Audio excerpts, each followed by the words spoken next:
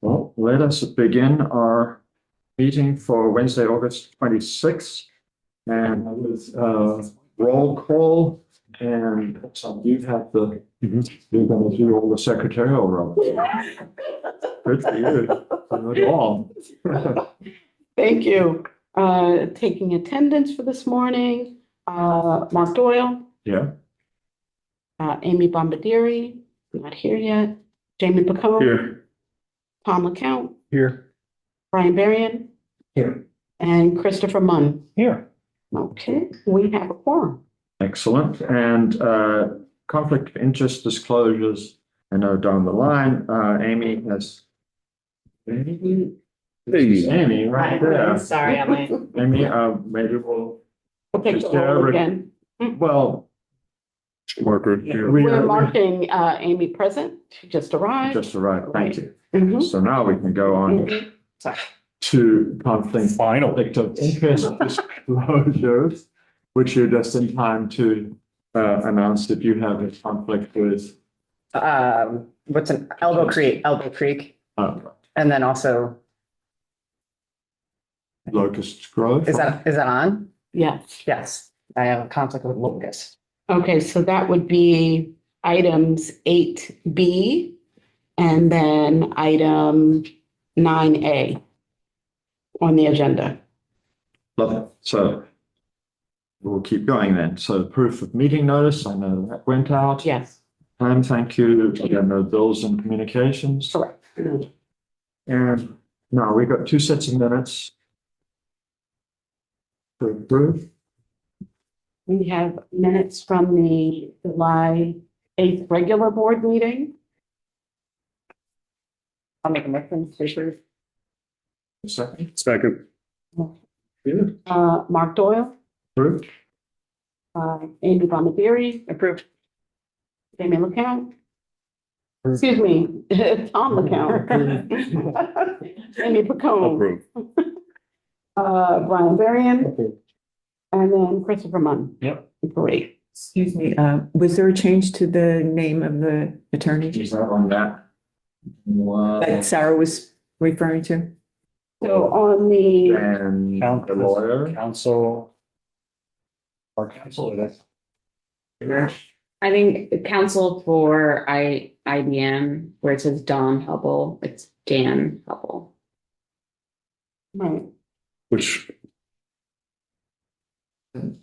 we'll make an update to the council's name for Elbow Creek as well as for IBM. It's recorded in the minutes as Don Hubble, when the name is Dan Hubble. And so we will make the adjustment. Do we all In approve the that minutes. unanimously? yes. Thank you. Okay. All right, so for the next set of minutes for August 12th. A motion? A motion? Second. Thank you. Okay, and taking the roll, Mark Doyle, Approved? Amy Bombardieri, Approved. Amy Pacone, Approved. Tom LeCount, Approved. Brian Berrien, Approved. and then Christopher Munn. Yes. Excellent. And so Jane, would you give us your report? Looking at the balance sheet for July 31st, 2026, we have 2.2 million in cash. We have our short-term receivables of the 426,762, which we have received one of the payments just this past week. So that'll be going down. That's the project deferred payments, right? Excuse me? That's the project deferred payments? Yes. Looking at the P&L, we have revenue of 133,000 to a budget of 327,000. So far, we're unfavorable by 194,000. We have expenses of 669,000 to a budget of 764,000. So far, we're favorable by 95,000. We're at a net loss of 537,000 to a budgeted net loss of 438,000. So far, we're unfavorable by 99,000. So depending on the revenue coming in, that'll be whether we are favorable to budget by year end. Revenues being timing dependent, so. Mhm. Okay.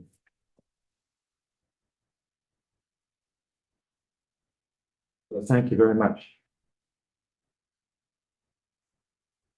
You don't need a record on No that. record on that. So, No reports from From the committees. And then we're moving forward to unfinished business.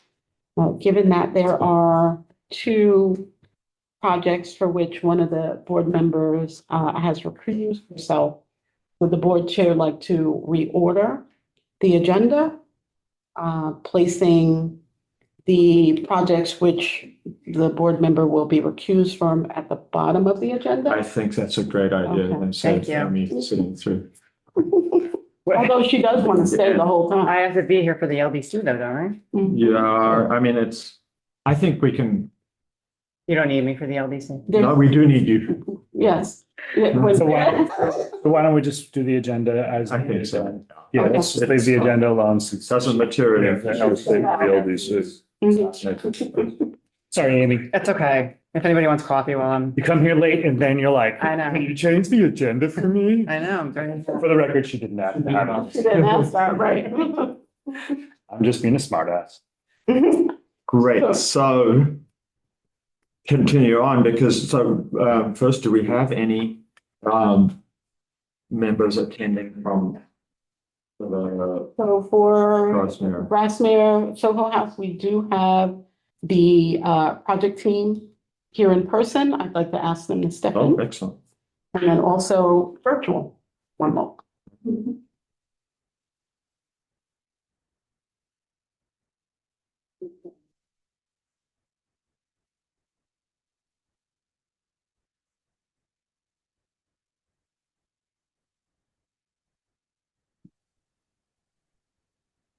Good morning, Mr. Evans. Can you hear us?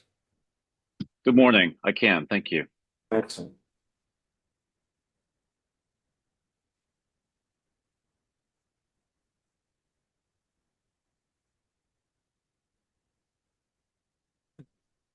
To say good morning to a very familiar face. Good morning. Sarah. We also have Dan Hubble from, Whitman Osterman and Hannah counsel for Soho House. Oh, Dan, we're fighting whether you were Don this morning or Dan. minutes, Don Hubble. Minutes. No, We Dan. know that you are Dan. And then also virtually, we have Kurt Evans, Kurt Evans. yes, from Soho House. Okay. Hi there. Very good. So HS Grassmere Acquisitions project, we're calling Soho House, Soho Farmhouse, located in the town of Rhinebeck, is come before the board this morning for seeking an inducement of a project where they're requesting mortgage recording tax exemption, sales tax exemption, as well as payment in lieu of taxes and or pilot. And they'll be making some renovations to the existing structures on that parcel, as well as some construction of new buildings. And this is for a hospitality resort facility. And the address of that parcel is 25-29 Mill Road. I will ask the representative, Sarah, will you be speaking or? So actually, Be speaking? Kurt is much more eloquent than me, so I'll have Kurt talk. Thank you. I'm just going to share my screen.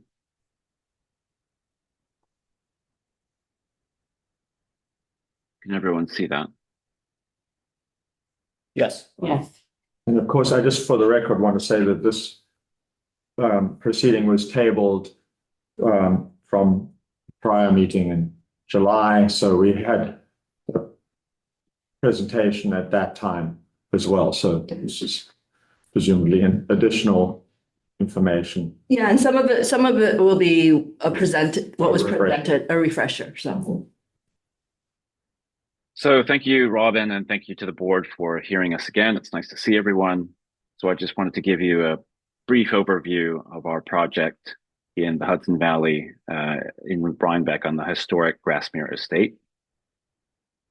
Soho House is a brand founded in 1995, and we call ourselves a home for the world's creatives to come together and belong.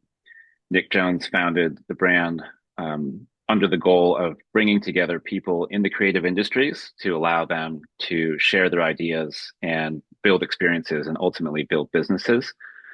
The creative industries is a large net, and we like to say includes anyone working in art, film, photography, fashion, architecture, industrial design, in certain instances, finance, technology, media.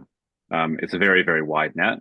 And today we have roughly over 200,000 members, and we operate in 49 sites today, with a planned 50th site opening later this year. This is a worldwide map of geographically. Yeah, go ahead. Kurt, we don't see the slides. Oh, I'm sorry. Let's try that again. You see that? Yes. Yeah. There we go. I'll go back to the pretty pictures. So these are just a few of our locations globally. The brand was founded in the UK, so a number of our properties started in the UK as well as throughout Western Europe. And then in the 2000s, we expanded into the Americas. And these are just a few examples of some of our properties. This is a map showing our geographic footprint, and it shows a few things. On the legend in the bottom left, we've designated 3 different colors, the top of which is green, with cities with houses. So those are cities that we operate in and have a physical presence. The purple circle represents cities that we're actively either under design or under construction for a future house. And the orange circle represent a separate program that we run called Cities Without Houses, where we don't have a physical presence, but we are building a creative community in advance of potentially opening a house at some point.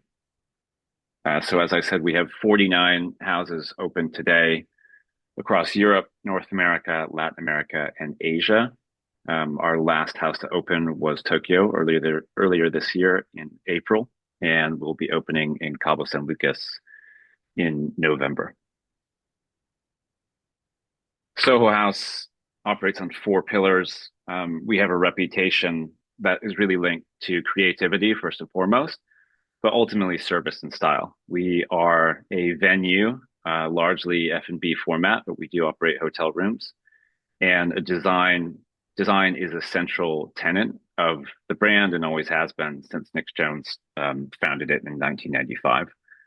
That's to say we're a very design-led organization, all the way down to the design of the venue, all the way up to the features and aspects of a historic structure that we may occupy and want to embellish and make it part of the experience for someone visiting those venues. We are a membership club. As I mentioned, we have roughly 200,000 members globally. We, in the past, have grown slowly, then grown quickly, and then now we're back in more of a slower growth mode in terms of adding members to our houses. We are located in numerous unique venues. And again, this kind of harks back to Nick's mission, which is a lot of which centers around architectural history and significance and preserving that, and understanding that the story of a building is a story worth celebrating. And so we like to inhabit those kinds of structures, and Grassmere is no different. What makes a house? As I mentioned, whether it's in downtown LA, where we're an old 8-story warehouse, which we fully converted and revitalized in the Arts District, or a 19th century palazzo in Turkey, in Istanbul, rather, which was the former US Embassy. The buildings that we inhabit have their own stories, and we want to continue those stories and make them our own. Our project in Grassmere is largely uses a project that we completed or started over 10 years ago in Oxfordshire. The precedent was a historic working farm that had numerous historic buildings, which we revitalized. And then over the course of a decade, expanded with additional new construction, including bedrooms, gym and wellness facility, as well as what you can see on the bottom right of this photo, an outdoor paddle club. That project has been a central tenet of understanding that our members and generally those in the creative community want a country experience outside of our more typical urban experience. And we see the parallels between New York City and upstate, especially the Hudson Valley, as sharing those same values. Just a few images of Oxfordshire. So moving on to Grassmere. So Grassmere is the historic estate that was built by Janet Livingston Montgomery, who was the widow of Robert Montgomery. It was originally built in the 1700s and really comprised of 3 buildings, which are these 3 buildings, the Manor House, as well as the Carriage House and Stone Barn. So those are the only structures remaining on the property today.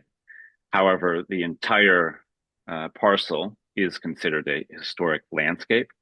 And so that's something that between the restoration of these 3 buildings, as well as the stewardship of the landscape, kind of generated our interest, Soho House's interest in being a part of its restoration. Soho House has been involved in one way or another, largely in design over the past 8 years with this property. And then the advancement of this really gained a bit of momentum earlier this year when our site plan was approved, which is the site plan that's being shown on the screen today. And Soho House actually acquired the property from the previous owner. The property has an existing valid and approved special use permit, which designates it as a country inn two, which allows up to 135 bedrooms. The approved site plan, which you're seeing on the screen, shows 48 bedrooms, as well as the historic buildings, which I've mentioned, and a number of ancillary outbuildings, such as this warehouse, which supports all staff, equipment, maintenance, incoming goods, and outgoing refuse, as well as support buildings down at the bottom of the page, which is the main arrivals point for guests, including an arrivals cabin, luggage store, and self-park area. There's also a gym amenity building in the middle of the site where we're introducing our Soho Health Club concept. As the brand has evolved and as just generally people's interests and tastes have evolved, we've moved more into, less late night drinking and more wellness and fitness experience throughout the day. So we're bringing not only a typical gym format, but also wellness and longevity type experiences in that building. This is the state of the Manor House today. It is a decrepit structure, albeit recognized by the State Historic Preservation Office, and one that we think is the central character and hub of the life of this property, and one that we want to restore into something like this. And we've been working very closely with SHPO, as well as our architectural team, to finesse the details and make sure that we re-envision this property exactly as it was. The Manor House is composed of, it's a 4-floor building, 3 floors above ground plus a cellar. The top 2 floors have a series of 12 guest suites, the footprint of which we can't touch. So we're largely kind of using the historic footprint of those bedrooms back when they were built in the 1700s. And there's a ground floor restaurant and a cellar, which supports basically the kitchen and some bathrooms.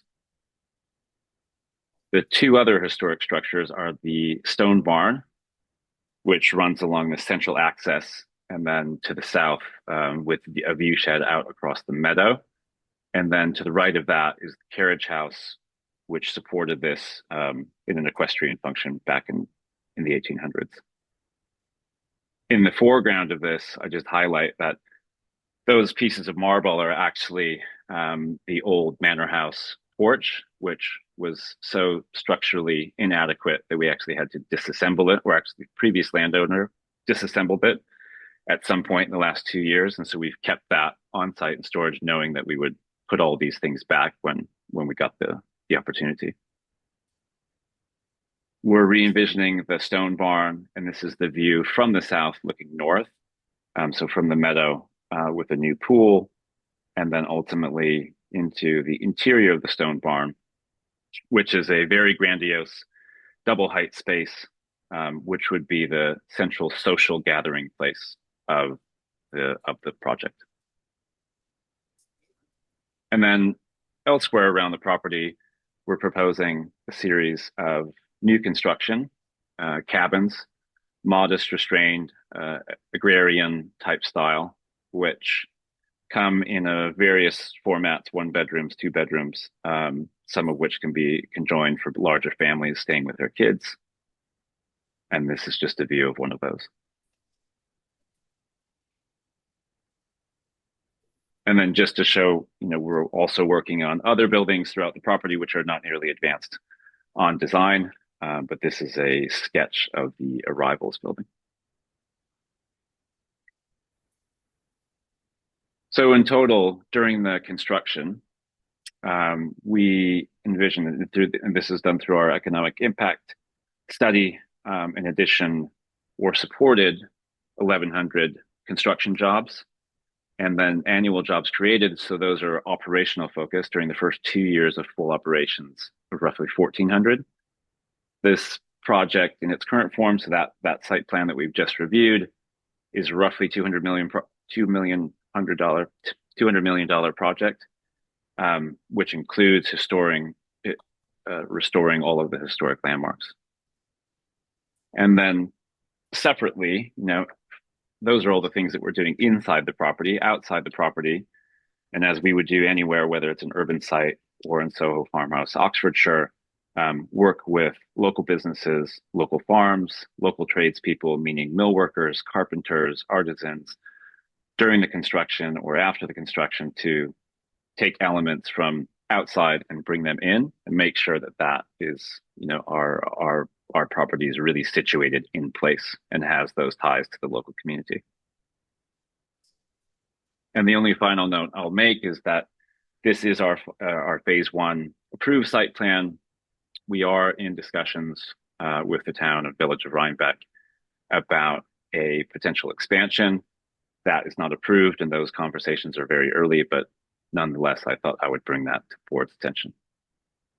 So if there's any questions on the overall scheme, I'd be happy to answer them. I know that Sarah in particular can speak more to our application, and Dan as well. Thank you.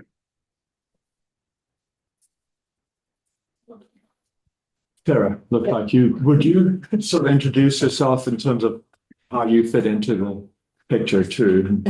So I think most of the people in the room recognize me, but just for the record, I'm Sarah Lee with Hudson Valley Economic Development Corporation. I am working as a consultant to Soho House as they apply for incentives, both local Dutchess County as well as other programs that they may be eligible for this project.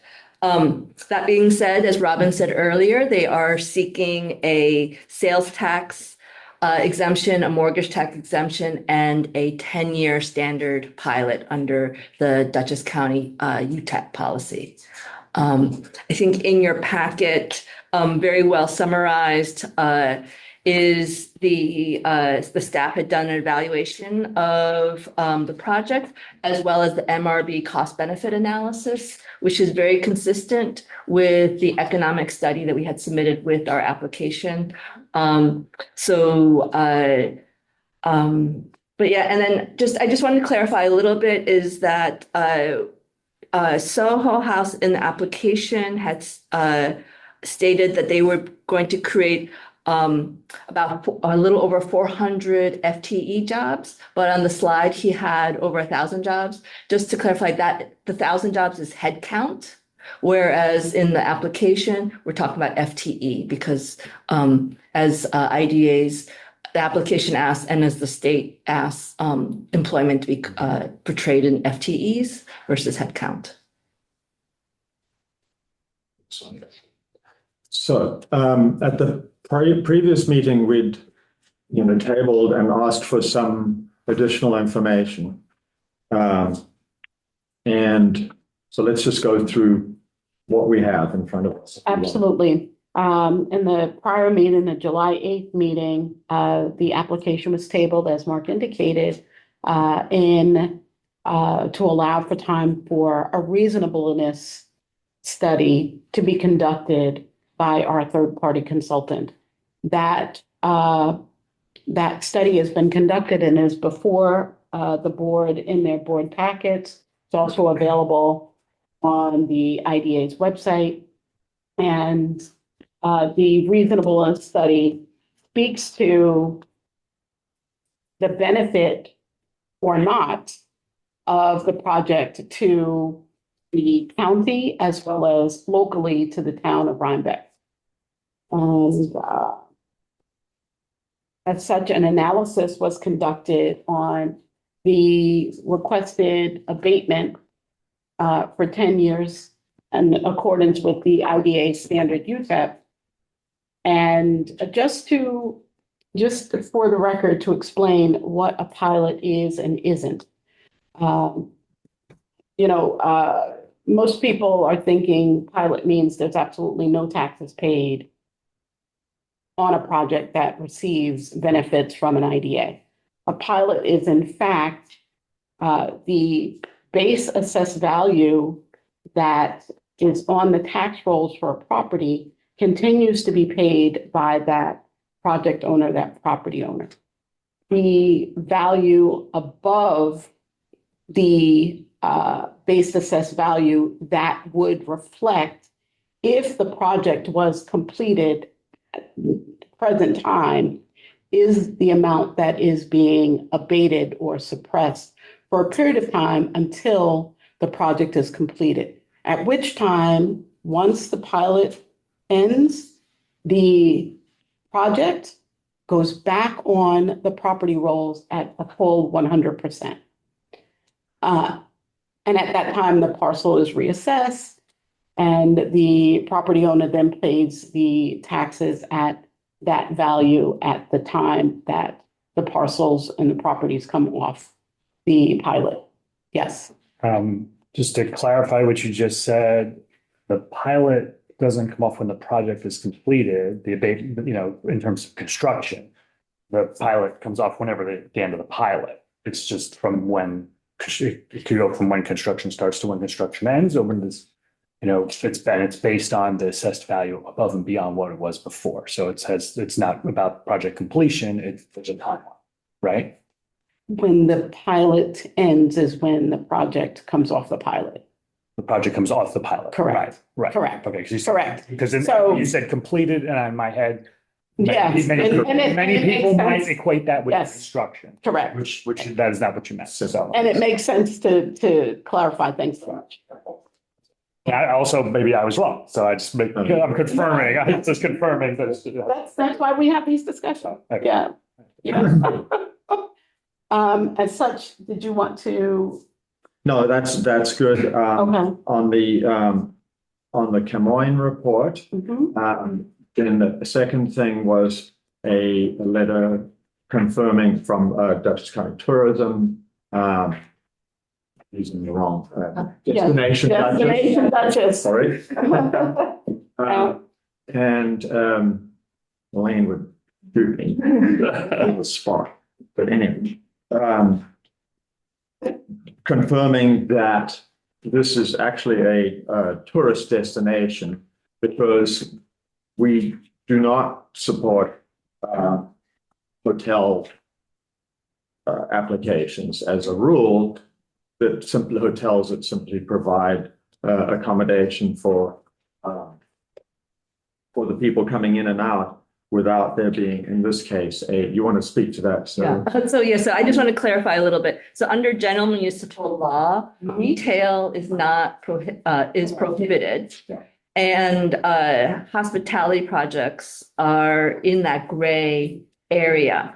So where there's clarification is the hospitality project or hotel or resort has to be a entity where visitors are purposely coming to visit rather than supporting the region's tourist attractions. Right. So Soho House is an entity where people will purposely come just to stay at Soho House and enjoy the amenities there versus staying at, I don't want to, name it, but like the courtyard here, people are coming to the courtyard so they can enjoy the other amenities in the area. So that's the differentiation. And so the letter, Elaine's letter speaks to that as well. Right. And that letter is in the packet, towards the back and also posted on the IDA website. Now, yes, it is a 10-year UTIP pilot application. And I think, if my memory serves it correctly, we asked the question at the prior meeting whether the town supports that application or where we stand. Yeah, so the town of Rhinebeck does support the application. What we're using as support is that has received all its planning approvals.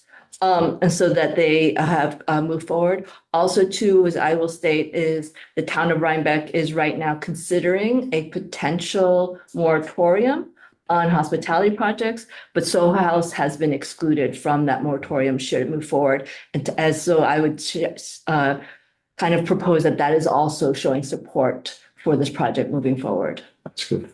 Now, specifically on the pilot, because I understood that they have planning support, but that's the two different things. So your UTEP is not really clear on needing, done. Yeah, I mean, the point simply is that for the uniform tax exemption policy that you adopt every year, everyone can speak to that. And you adopt it. You don't have the same requirement if somebody's looking for deviation. The deviated pilot that has those suggestions that you will hear from the municipalities, but all municipalities have the opportunity on your annual uniform tax exemption policy renewal to make comments on that in general. When that happens, the board has always taken the position that they've not required well, they never require it, but we've not even asked over the years for the individual taxing jurisdictions on something for our uniform tax exemption policy to be applied. Yeah. Yes, please.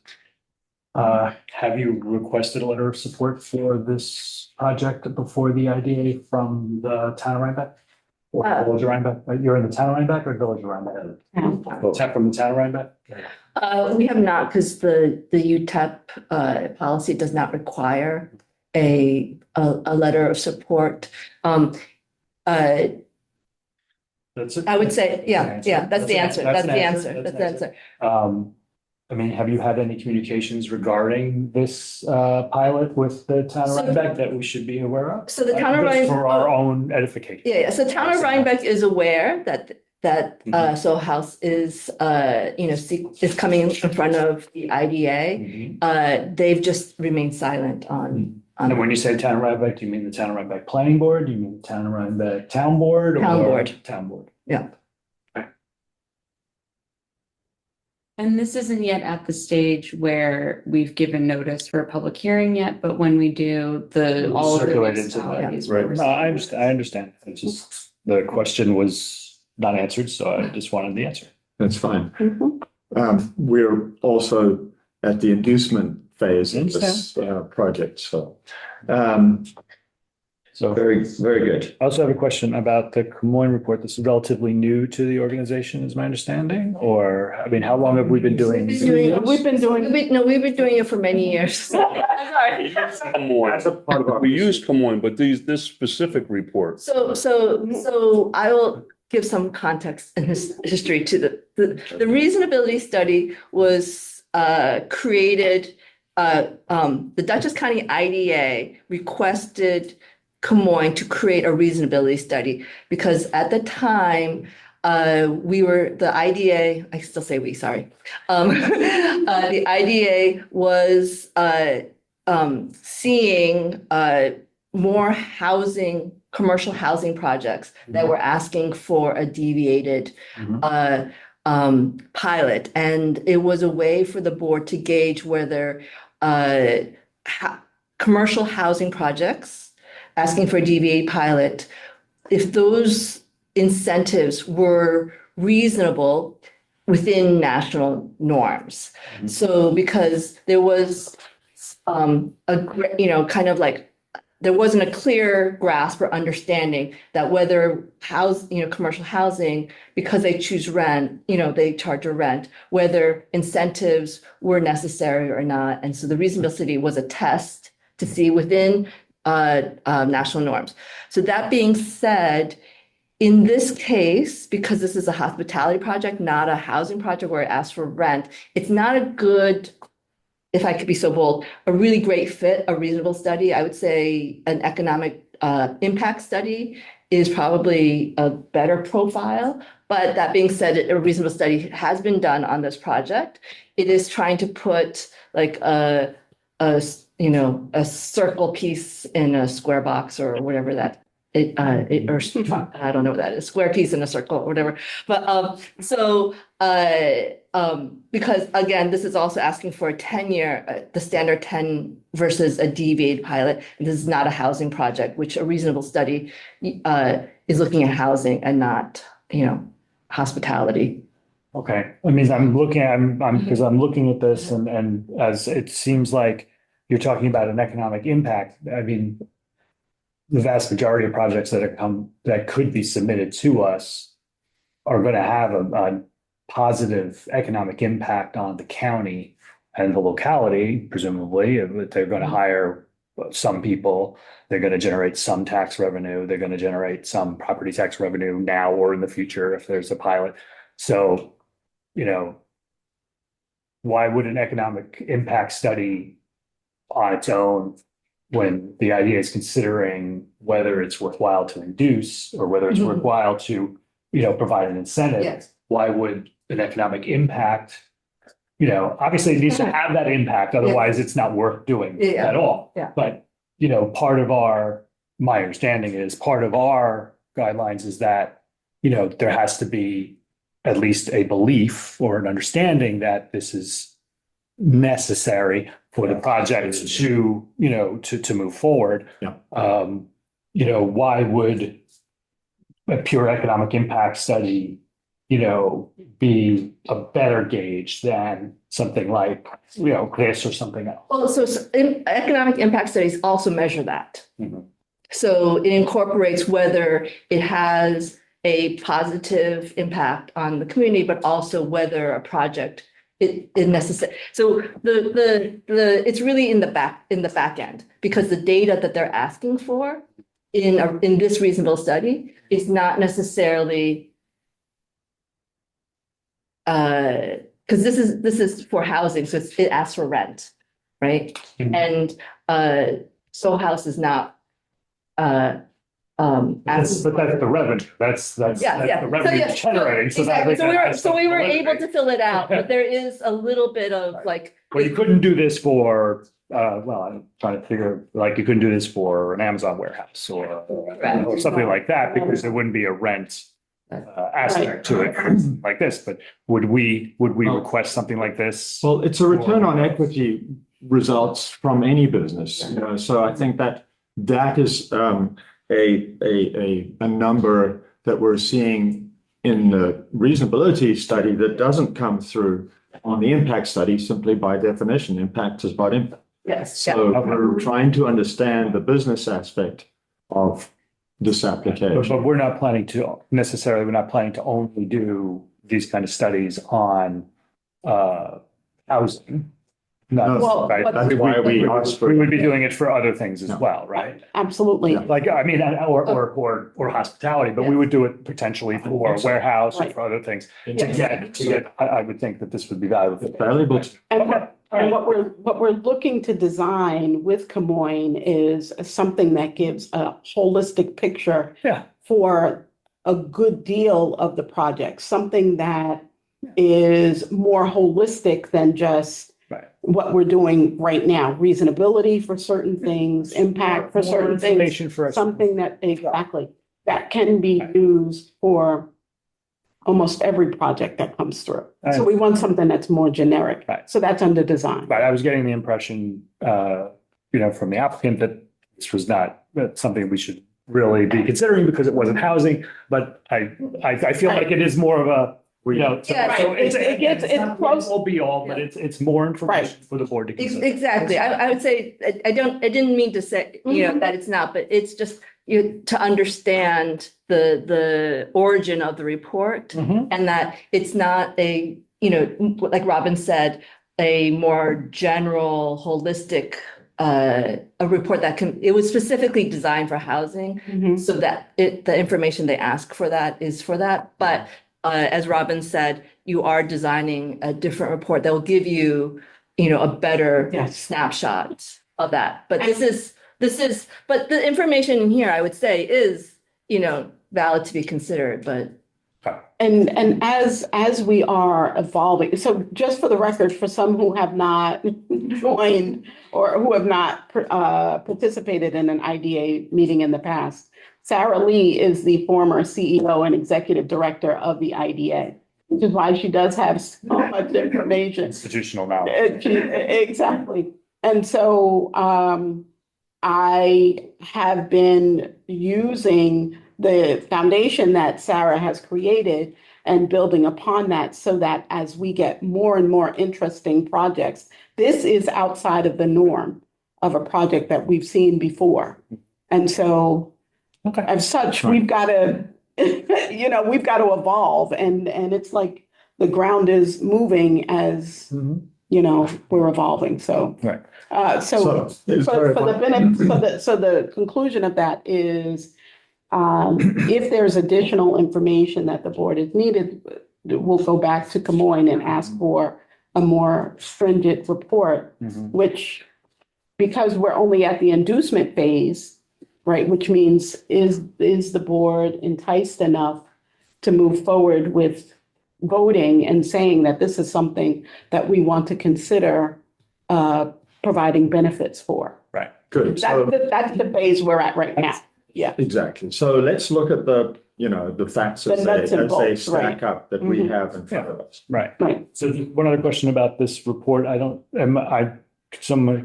this is just the pilot or is the sales tax also incorporated in here? All I'm not of seeing it's I wasn't seeing the reference I was looking through. I mean, obviously it's referencing the cost, but I see numbers that it's not jumping out at me Most of where the pilot. sales tax is, because the sales tax is a larger number than the pilot, so. That's at the construction Very phase. good question.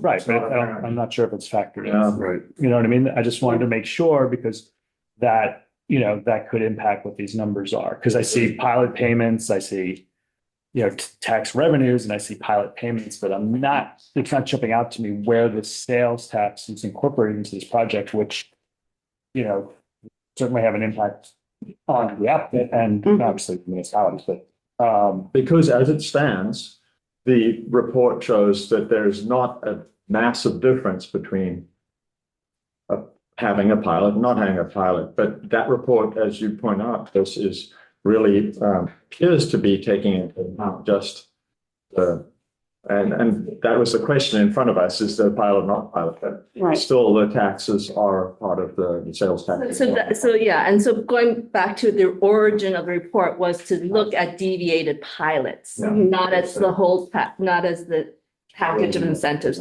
That's why I would say in addition to the Camoin report, you may want, I would urge the board to also look at the cost benefit calculator, which does include the sales tax information and mortgage. Yeah, where we get a. I mean, I find this report useful, and somewhat enlightening. But if it is not incorporating the entirety of the benefit that we are offering or are being asked. Yeah. It's not as valuable as it could be. Sure. So, I'm not sure if it's an option to ask or if this group is capable of doing an analysis like this, but including the other benefits that are being requested so that, because I feel like looking at just the pilot on its own, because we're not just approving the pilot on its own. Right. So it would be, I think, more useful, to request something from Moyne on this project or the project that incorporated all the benefits that we're going to extend potentially to the applicant. Because I like this analysis. I think it's useful. It's good format. For what, in addition to the other materials, because economic impact is obviously very important too.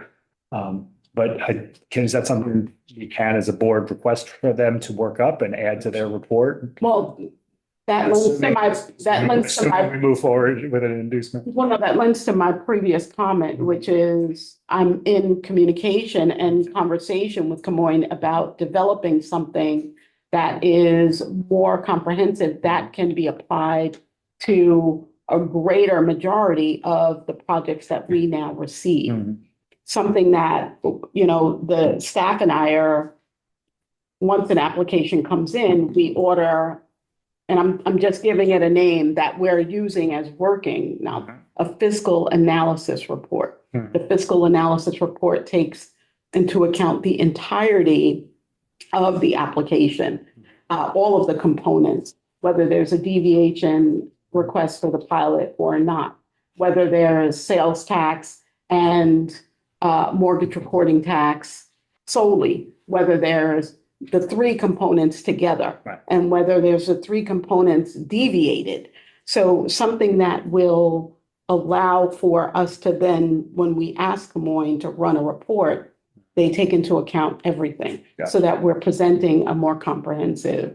But that is something that is developing, right? Yeah. Right, because it must be comprehensive enough, yet differentiating whether it's a housing or a component of the project that's housing, or whether it's just solely commercial.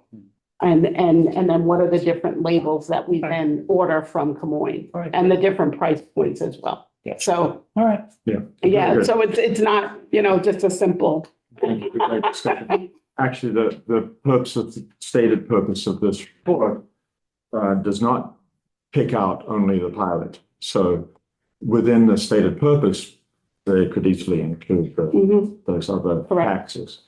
If you look at the front line. Right. So good. And so at the point that we are, it's just reviewing the project scope. And whether the board is looking to, move forward or not. Well, so perhaps during this process, prior to the second vote, we can actually have them develop something, and this will be that would be wonderful protocol for us to go forward. Right, and that's what's great, because I'm already having conversations with them. It's just a matter of telling them to pick up the speed. Thank you. All right. And I say that lightly, so. Maybe not. Very good. So we've discussed the taxation aspect from the town point of view and where they stand with it. This Camoin report, tourism, historic preservation clearly is a fairly major component to this, which most projects don't undertake historic preservation. And that's important. And then, since this is near and dear to my heart, and this is the farming and land use aspect, which was mentioned only so far as it impacted other farmers, but you didn't mention what activities you would be undergoing on the property from that point of view. And I'm saying that because I understand rather well how expensive it is to farm. Yeah, I mean, just on that point, I think, again, going back to Oxfordshire, that was a working farm. And in the early days of Soho Farmhouse, Oxfordshire, we weren't really taking advantage of that. But then later, we introduced what we call the house farm and house kitchen, where effectively we're producing nearly 100% of our produce that is used on site from a farm that was used on that was placed on site. And so it's not shown in our phase one plan because that wasn't part of the original approval, but that is part of our phase two plan, is to introduce that farming aspect, which would be at the north side of the plot, which is the flattest ground with the least rocks and most suitable for farming. So that's definitely part of our plan. And just to state too, is that part of the site is designated as an ag district. Right. Okay. That's certainly fine. And would you then also be applying, ag district and ag assessment are two separate things, but would you be applying for ag assessment on some of those acres since we're talking about taxes? Some of the acreage currently is under ag assessment, and there are the view shed from the manor house specifically because of that meadow. You can't develop anything on it. And so therefore we would retain that ag designation in those areas, which is a large portion of the property. Yeah, it says its current assessed value is 2.8, less the ag exemption brings it down to 26,000. Somewhat 9% ag exemption. And I wanted to understand whether that was a continuing, because one needs to maintain your ag in order to maintain your ag assessment. Yeah, I mean, I need to take a look at that. I mean, that's a good question. How a pilot applies to a property that also qualifies for an agricultural assessment. So I'll take a look at that, and I'll Liz and Don and provide some. If the ag exemption went away, then the benefits from the pilot drastically change. From the current property taxes of 26,000 to the first year's pilot payment. Don't you have to maintain income from the ag exempt property? Like, Well, you can lease it to another farmer. So Okay. it's really about, To be farmed. the farming activity. okay. But is it currently being farmed to get this exemption is my question. Presumably Yes. it's leased. It is, okay. Yes, there is a portion of the property that's sowed for wheat specifically, and that's been done by the previous landowner for many years. Okay. And I just want to correct, if I may, something that was said. The current assessed value is roughly $2.8 million. Right. If you apply the agricultural exemption as per IDA notes, it reduces it to $1.9 million. The $26,000 is what the tax. Okay. So taxes, not the. So the way I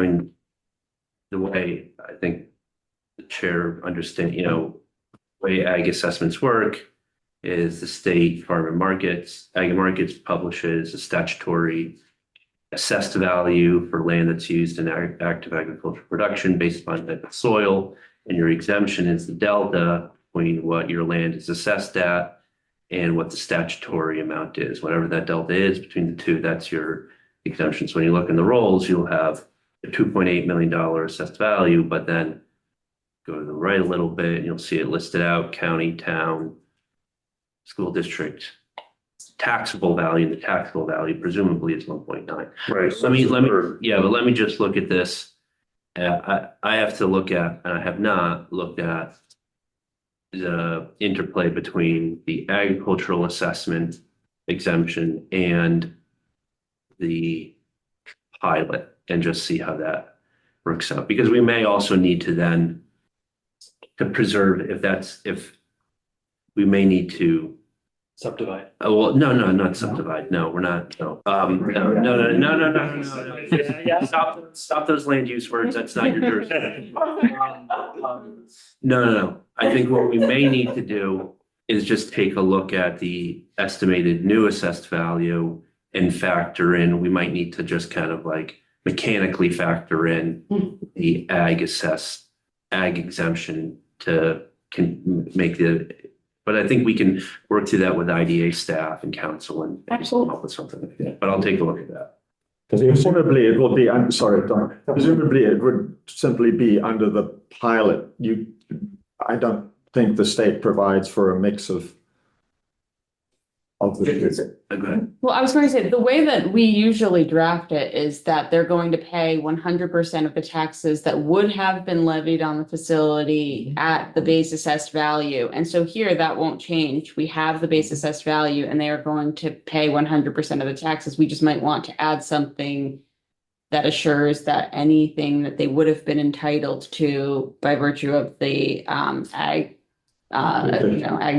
reduction, they would still be entitled to. But the main thing that I think the IDA would be concerned about is that they're going to pay on the base part what they would have been paying, and our pilot and abatement of taxes will apply to the improvements. Very good. That's not. And she said it better than I would. But on top of that, the important part for the ag district, the ag assessment, is the quality of the soil being preserved results in higher benefits. So it's really what, they have property there that they're using for that purpose, they're entitled to that, and if they preserve it and use it that way. Well, that's the question. Are they preserving that entire piece? Because they were talking about a phase 2 coming down the road. Well, they're only talking it only for the area that's within that. They're not doing any other work in there. If they do it, they will lose. Yeah, that's what I was, Yeah. So you can change it. It's a 5-year commitment. They're in an ag district and they will have to figure out. Penalties will apply if you take it out of the ag use. This view shed, so the manor house is here, and this view shed, which is kind of a cone shape that goes out over this meadow, this is in large part where the previous property owner, and now us, has sowed that for wheat. And this area, because of the historic landscape, we're not allowed to build upon anyways. So it would remain as soil. Excellent. Mhm. Not allowed. Does that mean that you have a conservation easement on that? Just gonna ask. land as well? I don't think that's the right terminology, but it is dictated by the State Historic Preservation Office that meadow must remain untouched. Does that sound like the same? No, not at all. I Not mean, at I think all. that could change. You never, like a conservation easement is, Is a- it's like a is- deed, a deed. Mhm. Deed requirement in perpetuity, so. Yeah. Interesting, Something to get clarity on. yeah. Okay, moving forward to a vote to induce the project tonight preliminarily. Hopefully it's not yet tonight. No, I said or night, or, excuse me, or not. Or not. Yeah. Very good. Well, let's first find out. We've had a lot of conversation. I'm glad of it. It's taken time, but Absolutely. it sets us up for the future. Mhm. Any other questions from members of the board? Being the case, let's see if we have a motion in favor of this inducement. Second. Second. Thank you. Take the vote. Mark Doyle, Approved. Amy Bondieri, approved. James Cole, Approved. Tom LaCount, Approved. Paul Varian, Approved. and Christopher Martin. Yes. I would like to see a long report. Yeah. I made a note of it. A lot of notes there. I believe. It does. He's looking over my shoulder. What we could say. Can I just also state that, that if we can request a public hearing to be scheduled, before the September meeting, so they can come back in September for their, potential, to be considered for authorizing resolution at that point. So we're looking at, moving the September meeting from September 9 to September 16. So we're still getting a consensus amongst the board's availability, but we'll update you as soon as. Thank So that you. will take Des Moines. Oh, doing come on, something yeah, like that. yeah. All right. Very good. All right, very good. So, Amy, up to you. Next on the agenda is Elbow Creek. Yeah, because they want to take that in September. And that has, Sarah remaining. Thanks, Kurt. Thank you for your time. Thank you. Thank you, everyone. Thanks, Kurt. Anybody else Good online? seeing you. Thank you, Robin. Bye. Thank you. Let's go.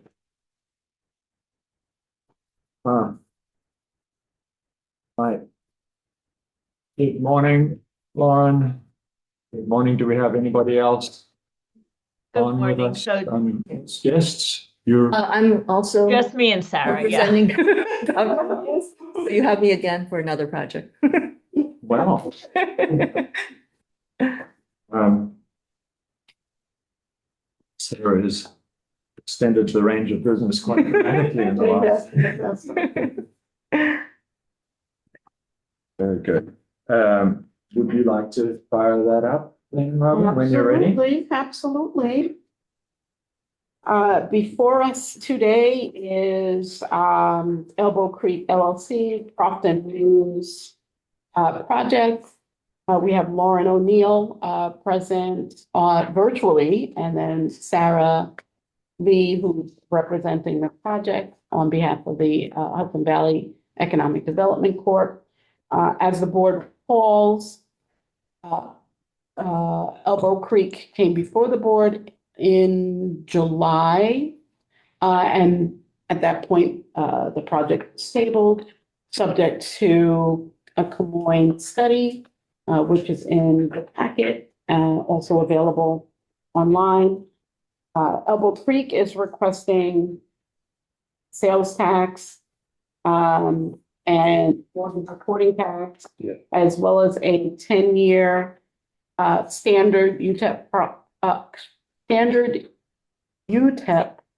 pilot from the board, and they are here for preliminary inducement.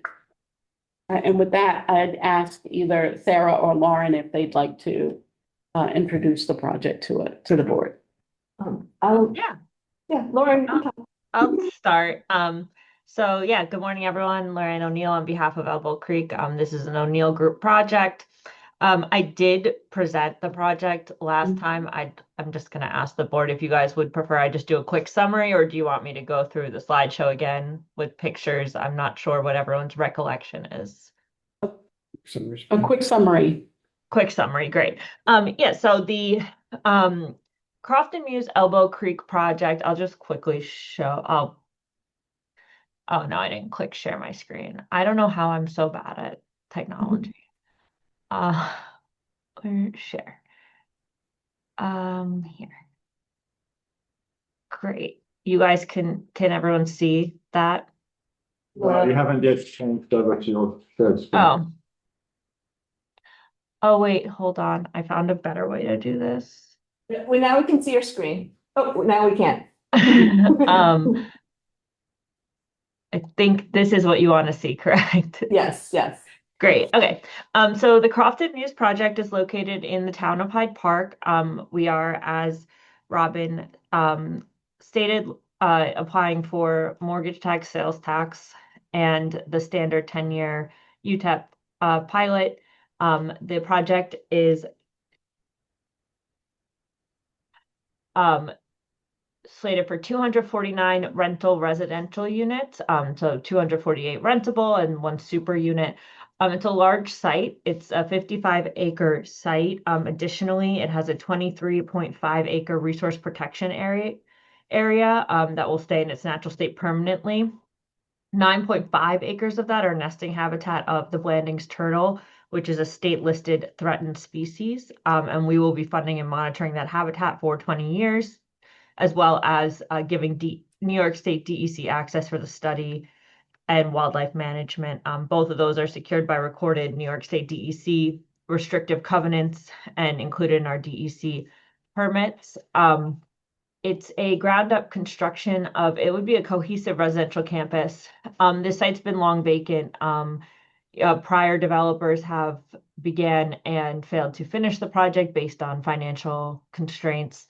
But it's definitely an underutilized plot of land, and additionally includes a 3,150 square foot daycare facility. We don't have a committed operator yet, but we have, been having a lot of conversations. And one has requested an LOI, but until we know for sure that we can afford to move forward with the project, we can't sign that at this point. It also has self-sufficient infrastructure, a centralized on-site wastewater treatment plant, and 12-inch water main extension. A big reason that this project is so financially difficult is because of the exorbitant cost of the infrastructure that goes along with it. I won't go back through who we are. So that's my quick summary.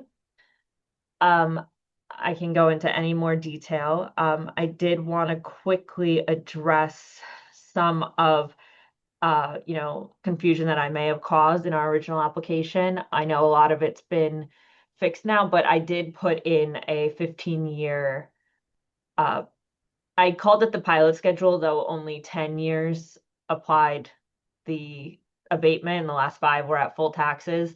I'm not going to lie, I did that because that was just my standard chart that I used and I didn't think creatively enough to fix it. So I apologize for any confusion that caused. We are asking for a 10-year standard pilot. And then, yeah, I know there were some questions that Robin, the CEO, had brought up, and Sarah and I are here to answer them. And we're just hoping today that we could have the preliminary inducement and then have a public hearing scheduled so that we could try to keep this project moving.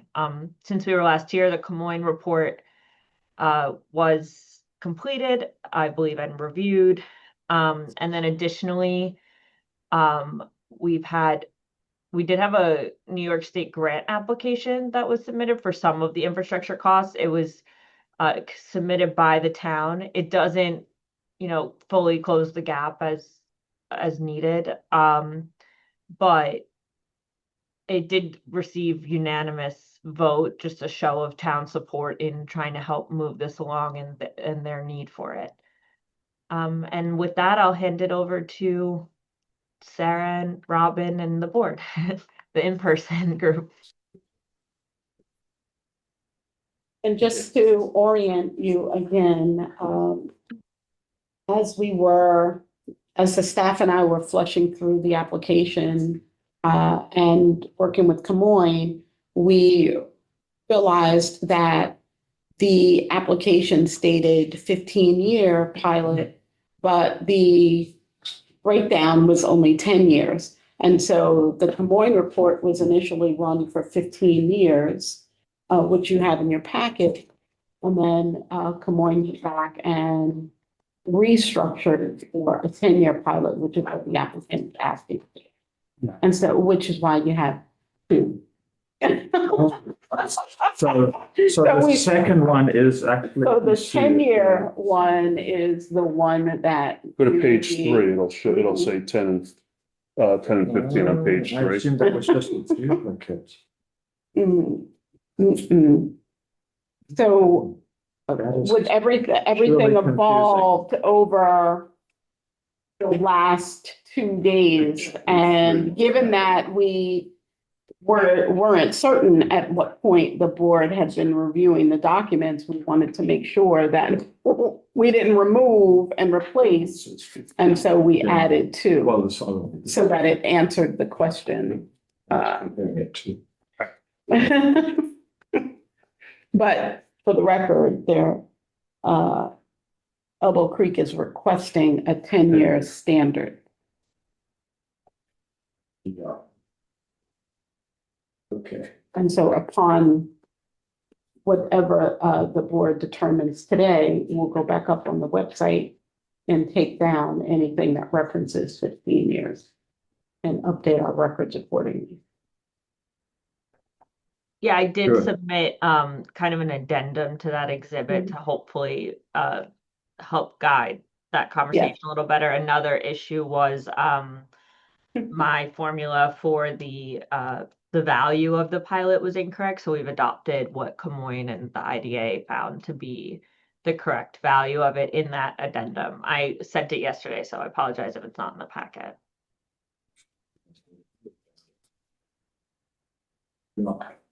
So very good. Now, in terms of what has been included in this study, because it also in that first piece, which I read more thoroughly, was the sort of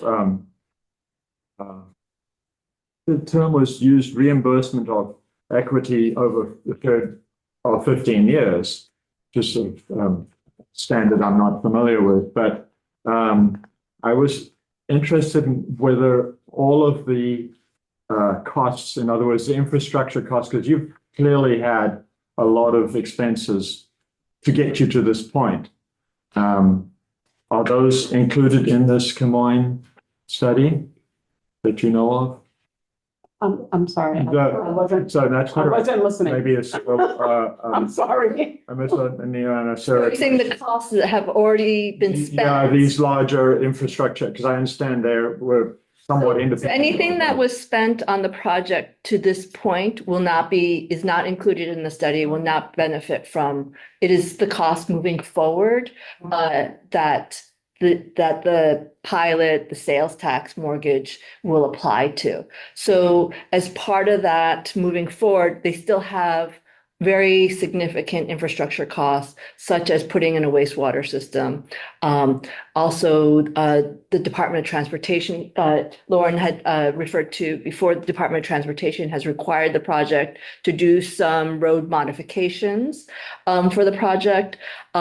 Because these are public roads, the town of Hyde Park has submitted an application to the state through the CFA process to cover some costs of the infrastructure.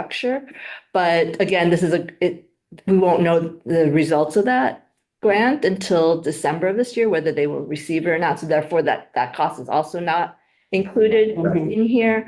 But we do take that as an indication that the town also supports the project because they did apply for a grant that would benefit the project. So fine. And so is there, do you have a number? Is there any kind of substantial number that has been invested prior in infrastructure? I'm not talking about planning and numbers prior to this point. So before we purchased the property, we have historical records that there was about $8 million in infrastructure invested, but that was in 2003. So O'Neill Group actually bought the property with a lot of those improvements in place, as well as those entitlements. We bought it in foreclosure as well, Yeah. like it was failing.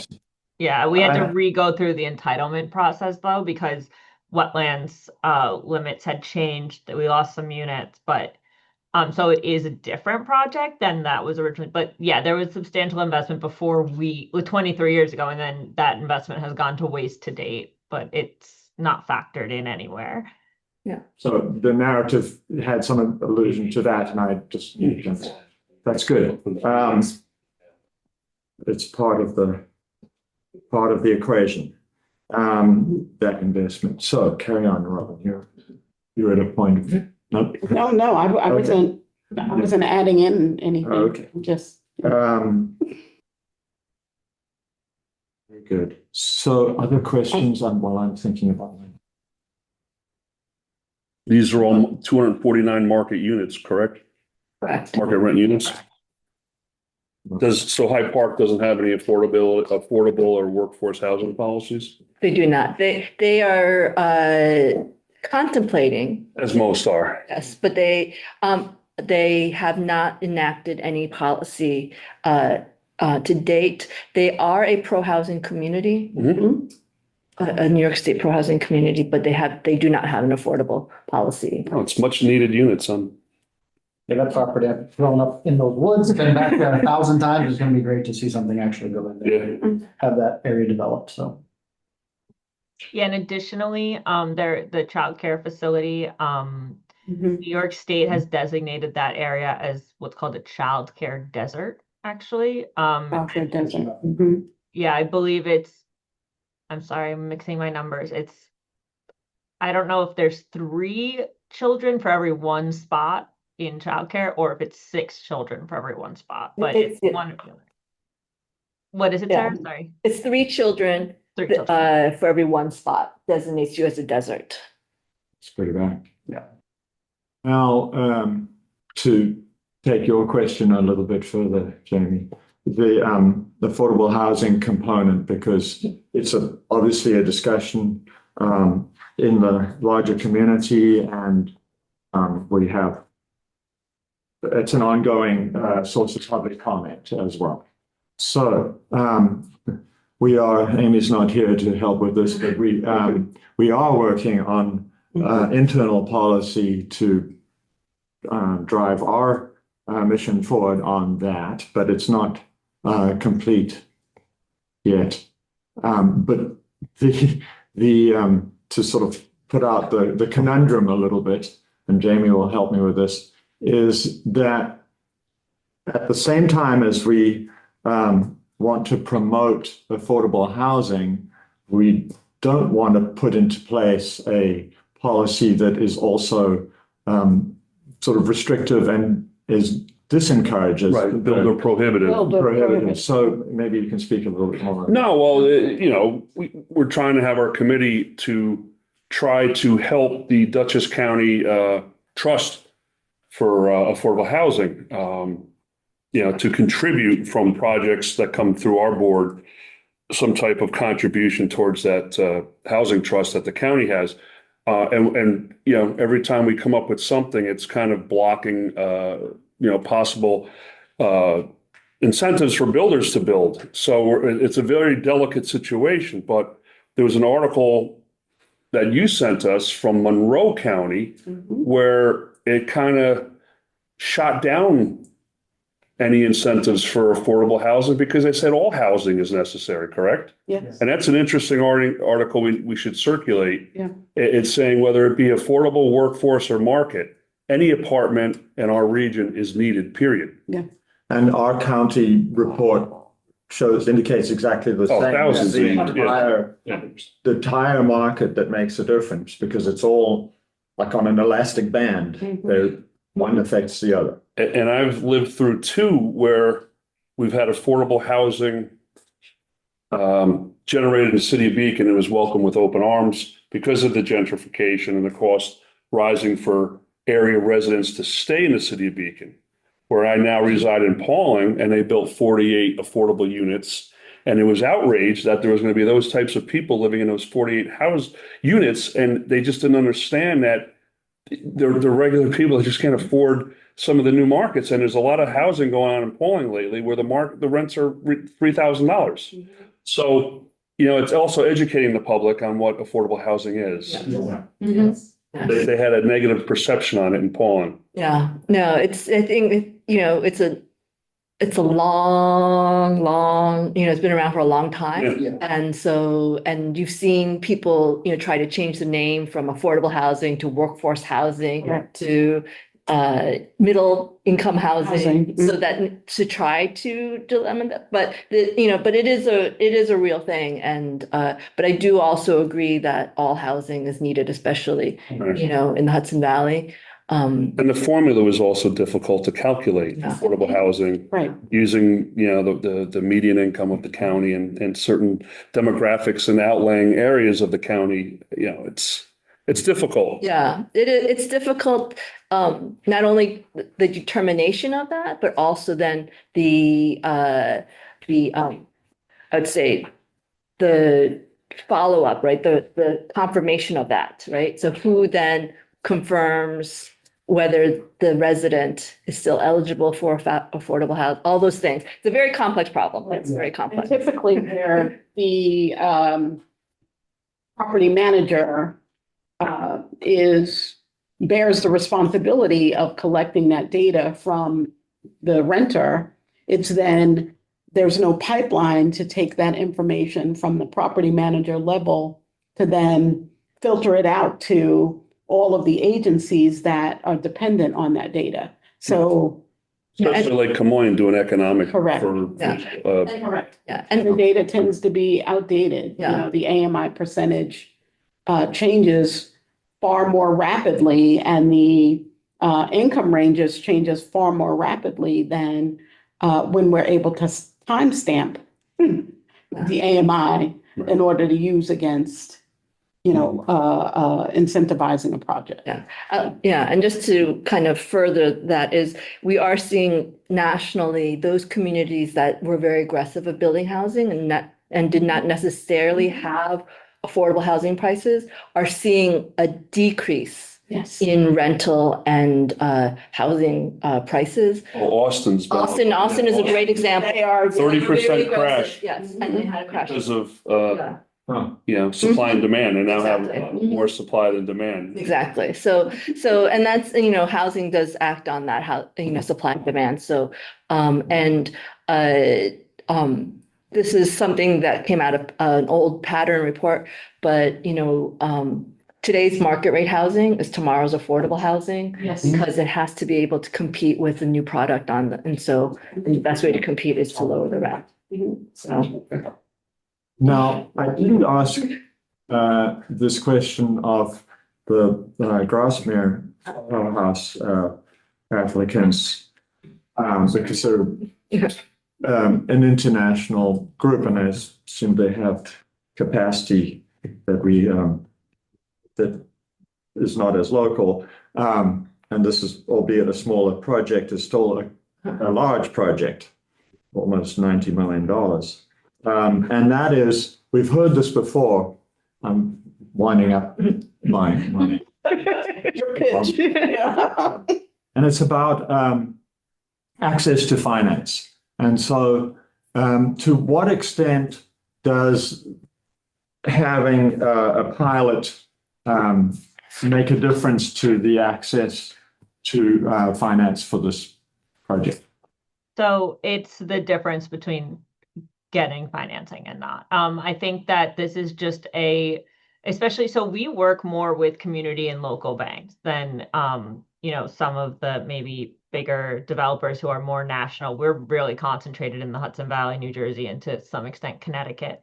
We are a small family-owned business, and we try to work with relationship banks. It just, is better for us, in having those relationships. But, the banks are one of the biggest risk assessments they're taking in their credit committees is, the predictability of property tax. And so that's number one is, having something like this in place makes them feel more comfortable that, we're not going to finish the project and it's going to become assessed at some insane value that, the property itself can't service. But on the other side, so because of we don't take, hard money, we don't do any debt funding.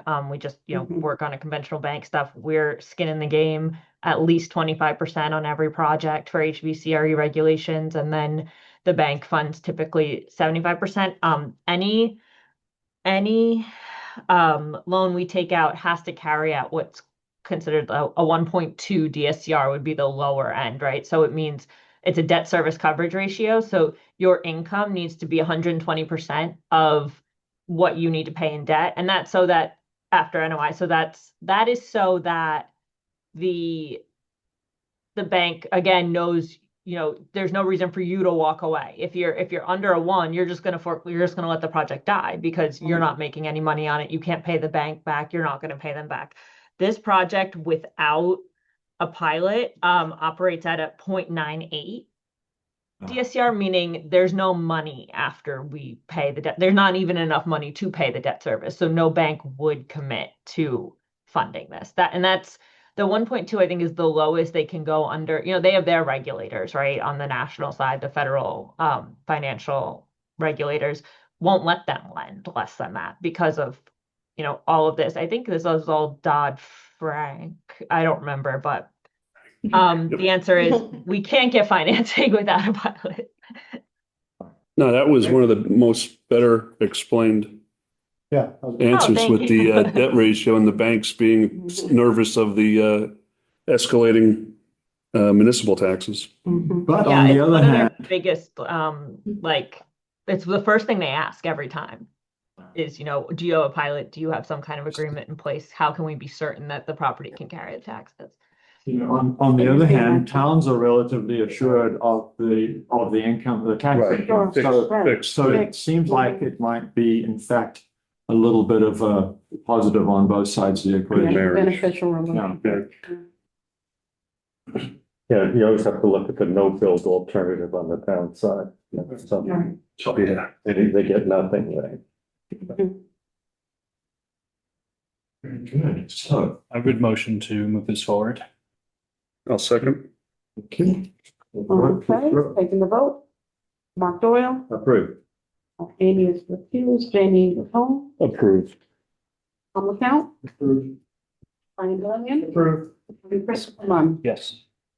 Wonderful. Okay, Thank you. thank you. Great, thank you very much. I'll Good see you job. guys next Thank time. you. Thank you. I would stay for the rest of the meeting. Want to hang out? You want to hang out? I think Lynn Hudson is next.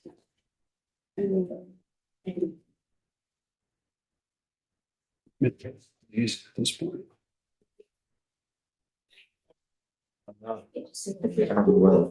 Hmm? Lost track of all my. Oh, your book is, that's right.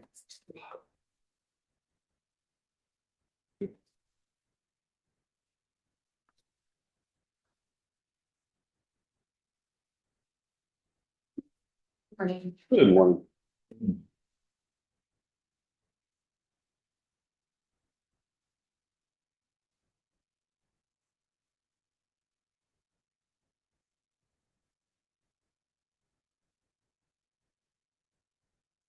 Coming before us now, as she's setting up, is Mid Hudson Development Corp. Project, Locust Grove Apartments, located in the town of Poughkeepsie. The project is asking for sales tax exemption and mortgage recording tax exemption. They are here for final approval.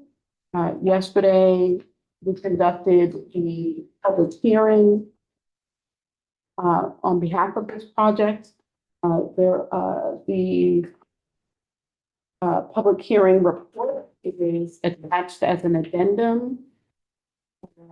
The official transcript, of the verbatim transcript, is still being completed. And so there is a report submitted in its stead.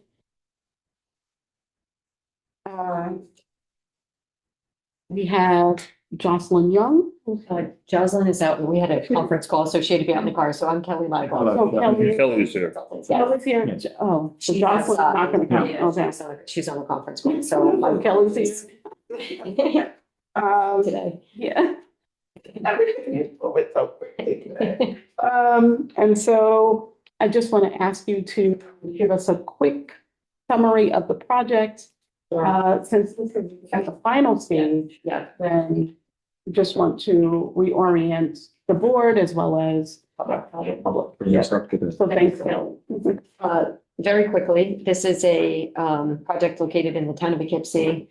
It is an $11.9 million investment. This is a multifamily apartment complex, 32 units. These are all two-bedroom units. As you had indicated, we are only seeking sales tax exemption and mortgage tax exemption.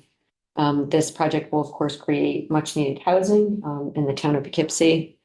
I think that the IDA prepared an MRB report that showed that this was a 13 to 1 benefit cost assessment. Will create jobs. This is a company who has a long history in Dutchess County and have been building and utilizing local workforce and local purchases. They have a strong history of that in Dutchess County for over 55 years. I can answer any additional questions. I can just add that I conducted public hearing yesterday. There was some, it should have had a transcript available. It didn't come in. I presume because of vacation somehow or other, that the company was doing it remotely and promised it to us by the end of the day yesterday. But so I did send, actually, Robin prepared a summary of it. I sent it to everyone. She sent you a draft last night. I sent it, corrected that it was Kelly that was making all the statements yesterday. And there were two letters of objection that you received. Yes. Before any of this. And so that was it, but no one from the public attended or had anything to say other than those two email that came in. That's good. And we had the preliminary also asked for more information, which we have. Well, we'll see whether, I don't know whether the rest of the board has information. We wanted to look at the finances of this operation in terms of to understand the reasonableness, the but-for component is what is needed. And the applicant is, do you want to respond to that question? This is the question, sorry, of the pro forma finances. Yes, I think, so I did have a discussion with the applicant yesterday because this is not a request for a pilot. So there wasn't a formal Comoin pro forma that was submitted to the IDA. So based on their projections with the current rents and current expectations for the cost for this project, on or about year 5, they would become positive as far as overall operating income. So it would be in year 5 that they would start to become profitable. With the abatements or without? Oh, sorry, with the, yes. Yeah. Yes, with the assistance. And is there a comparable number without? Did not, I'm sorry, I did not get that. I would assume that it would be much later because year 5 would be with the assistance. Within the application itself is a pro forma. I believe it's exhibit C, the NOI and pro forma. It's way back of the packet. Let's just take the time, way back. You are way back. Yeah. So is it before or after? Yeah, the- just looking at it. It is after the site Exhibit plan, C, all right. exhibit C. Good.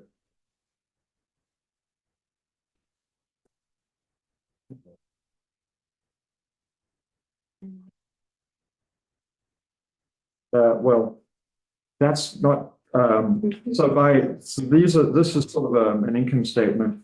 But pro forma, what we'd like to see, I'd like to see is, the annualized for the period that we're looking at.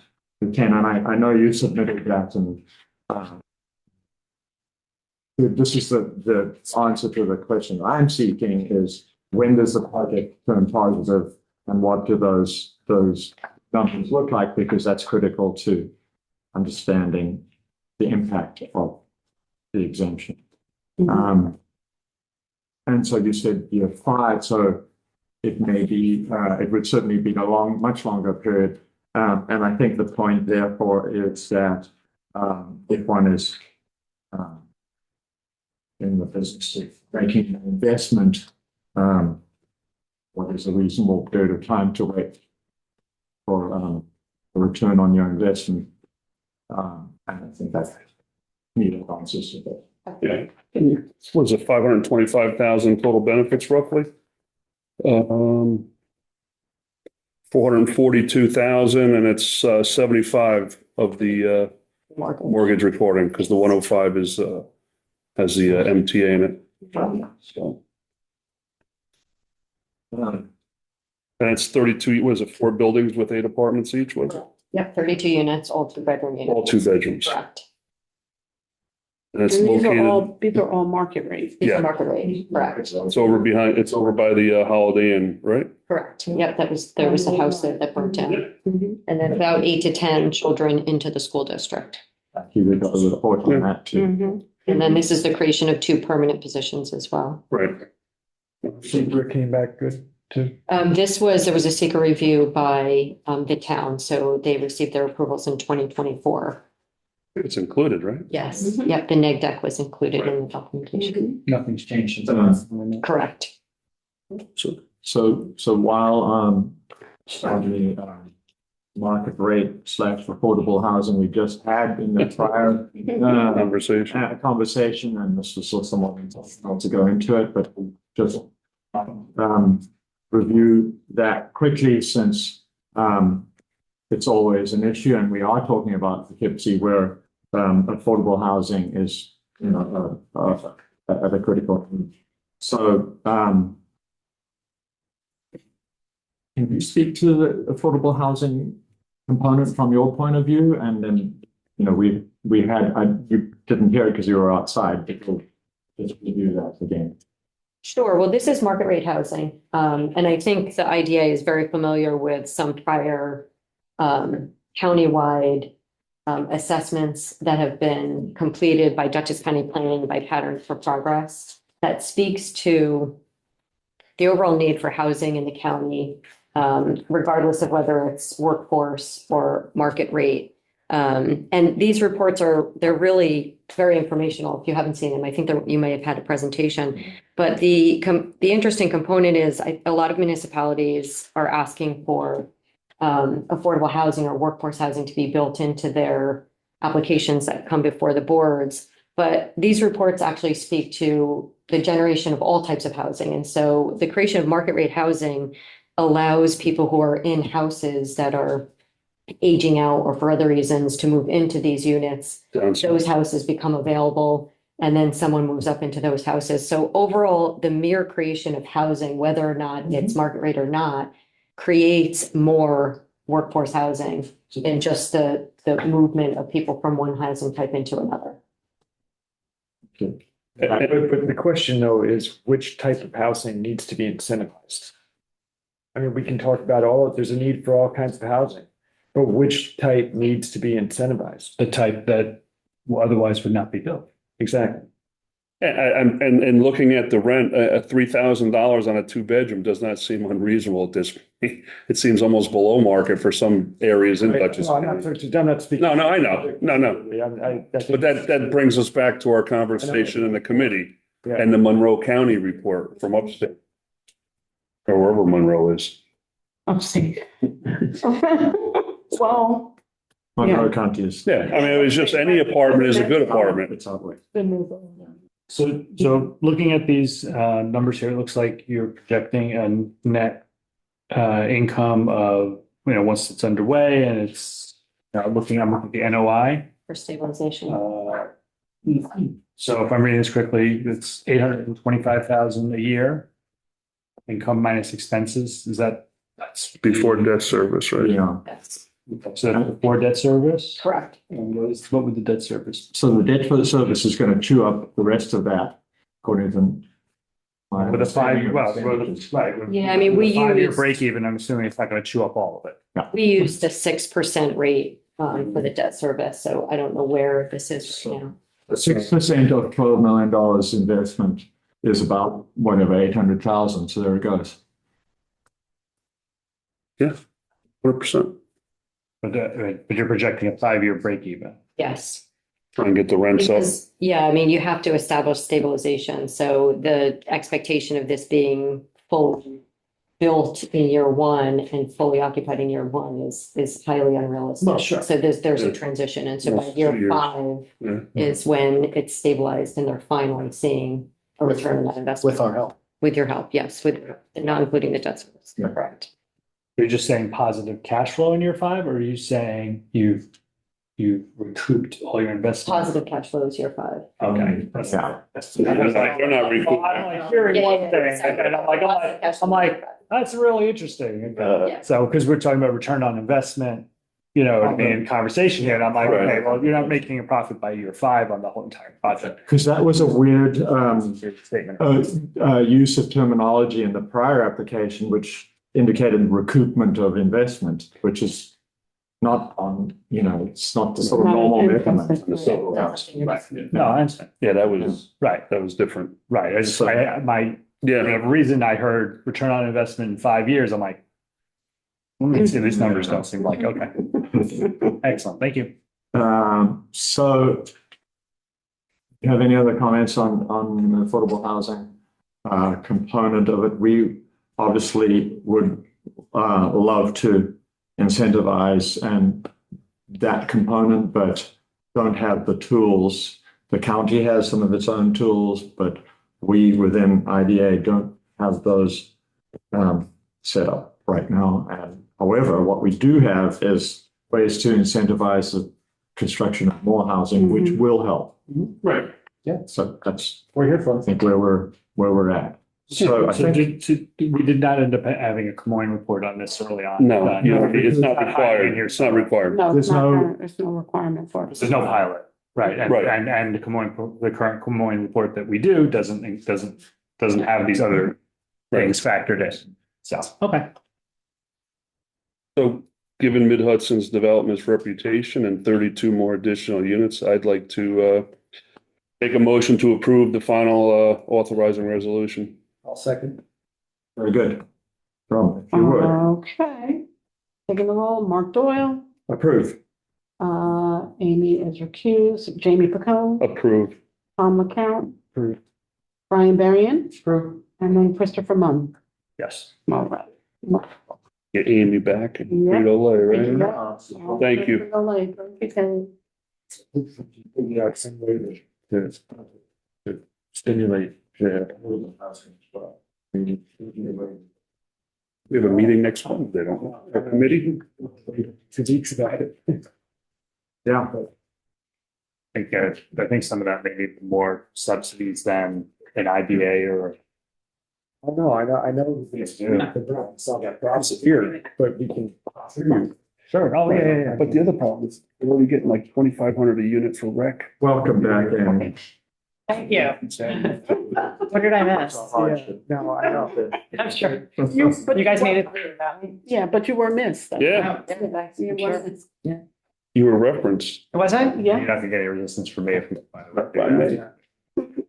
Now, I'm talking about the affordable verse, Oh, but yeah. More and more, force verse. you know, in terms of the inventory. I think it's, yeah. I get it. Yeah. Yeah. Mhm. Nice to be able to, that's it. Okay, moving on to item number 9B as in boy, which is rolling Frito-Lay sales located, rolling Frito-Lay sales LP, which is a distribution center located in the town of East Fishkill.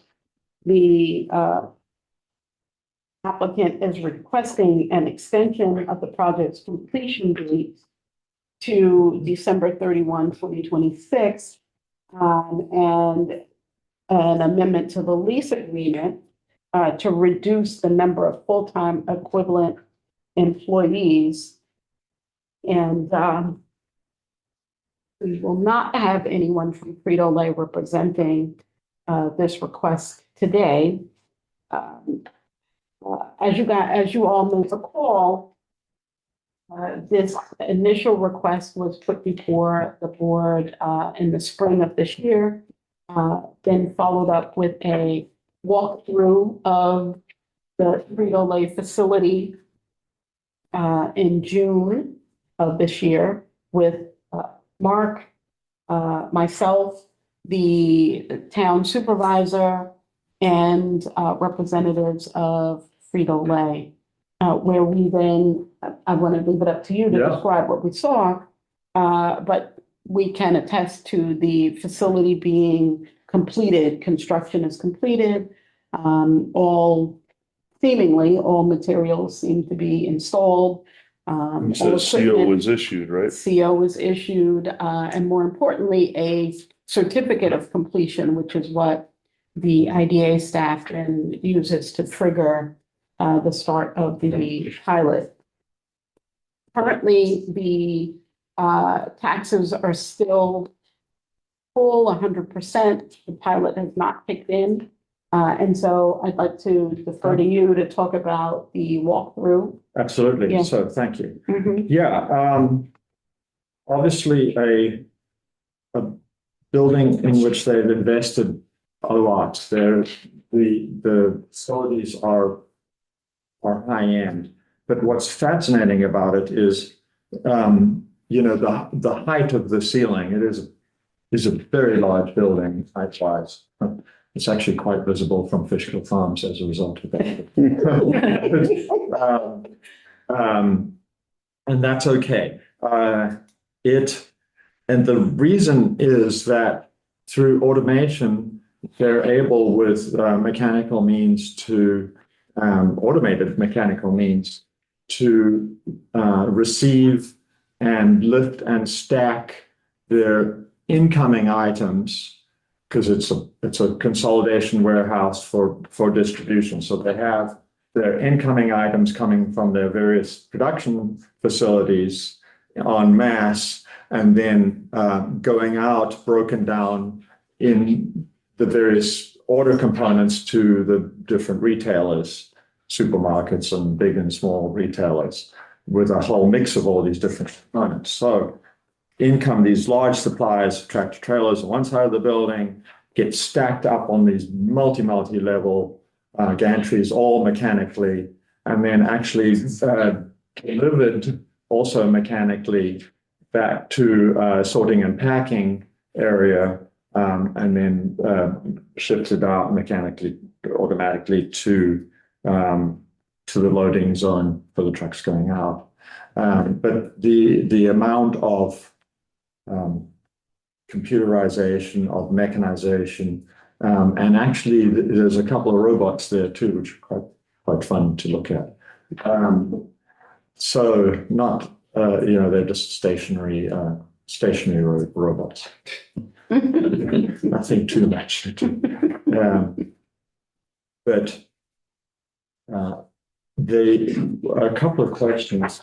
One of the critical sort of turning points for this application, our goal is to seek employment, to create jobs. It's one of our main goals. And this application is fairly low, relatively speaking, on the creation of jobs. And the question of why, it's answered obviously because it's mechanized, automated, etc. But the jobs that are created, what do those jobs look like? What sort of salaries are we talking about? And he didn't actually have the answer right off the top of his head, but got back to us and said that it was, I think, it's in here. 75. You go right there. 50 to 100. Yeah, there was, yeah. Yes. And the various role types. Right. There's technical, non-technical roles. There are mechanic team positions and leadership positions. And should the board move forward with authorizing the extension, in addition to the Dutchess Community College Mechatronics Lab, will proceed and work with Frito-Lay to create a pipeline of the students leaving the mechatronics certificate program into Frito-Lay. So part of mechatronics is a portion of, it's a certificate program where the students learn how to repair and calibrate the same automated arms and mechanisms for the use of and robots to ensure that the distribution site remains operational 24/7. So their main holdup, since they built the facility and installed everything, from what I understood, was that it's taking a very long time to program the computerized aspect of this. It sounds like it's been designed from scratch. And so that's where they're at on one hand. And then the other hand is that demand for snacks has dropped considerably. Why? Because there's a little GLP issue out on the market. Plus the size of their snack bags. Oh, yeah. Yes, it had an aggressive venture capitalist company come in, and that was one of their critiques. They made them smaller? No, they were too big. So the price was too high. Elliott Management took a position about 2 months ago. Yeah, I want less chips in my bag when I buy it. Well, I think they were selling, For the instead of snack size, they were selling family size. I don't know. But that was one of their critiques, and the number of soft drinks. But anyway, I mean, that's just, Well, yeah. plus the G. The GLP-1, that's having such an impact on everything. It is. Massive. Thankfully.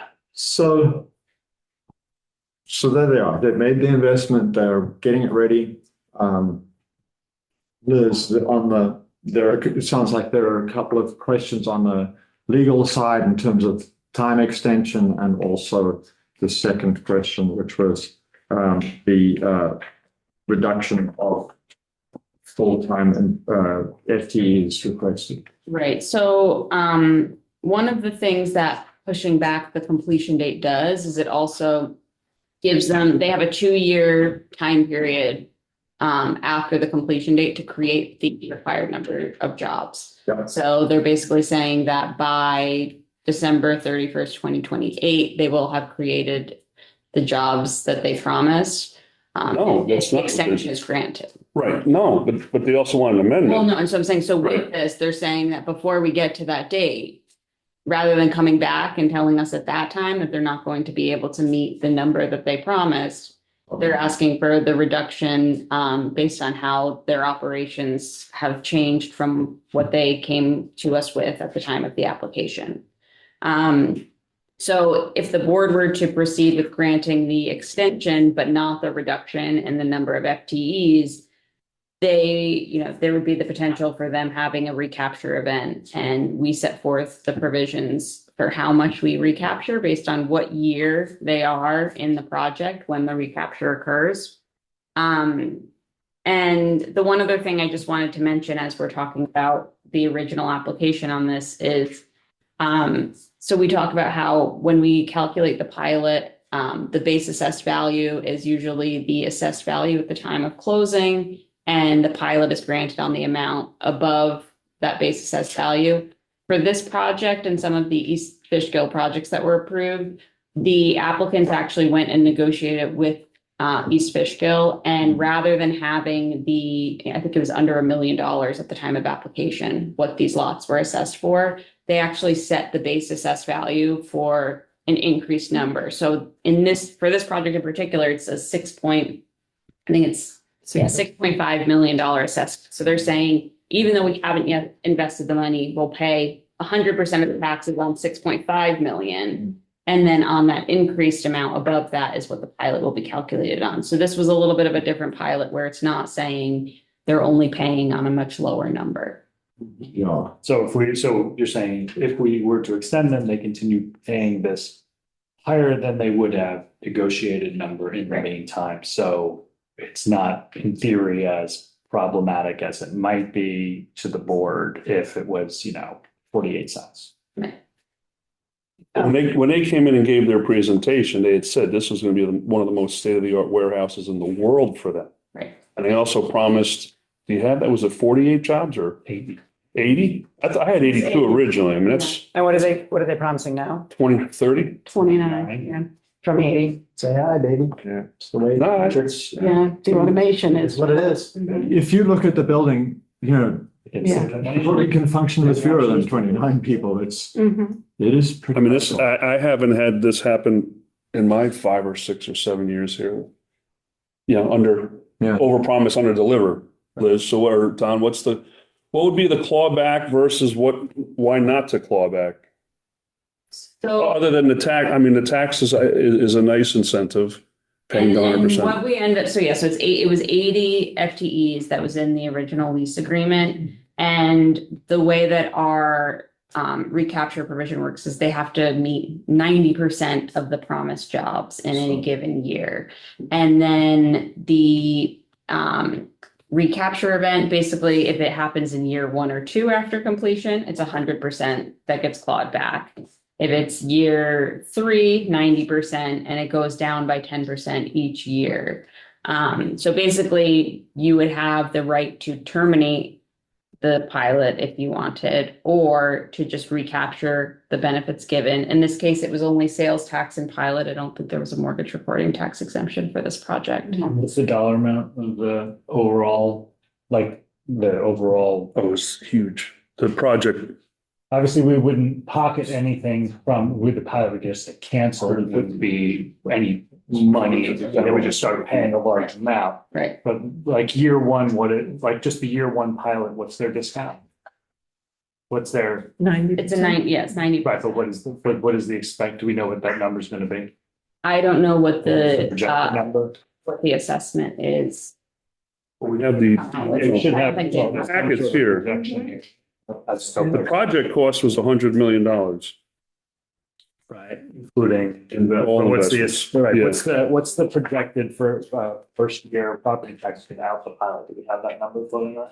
Current year Or the assessment was delta. $1 million. The current year property taxes was 30,000.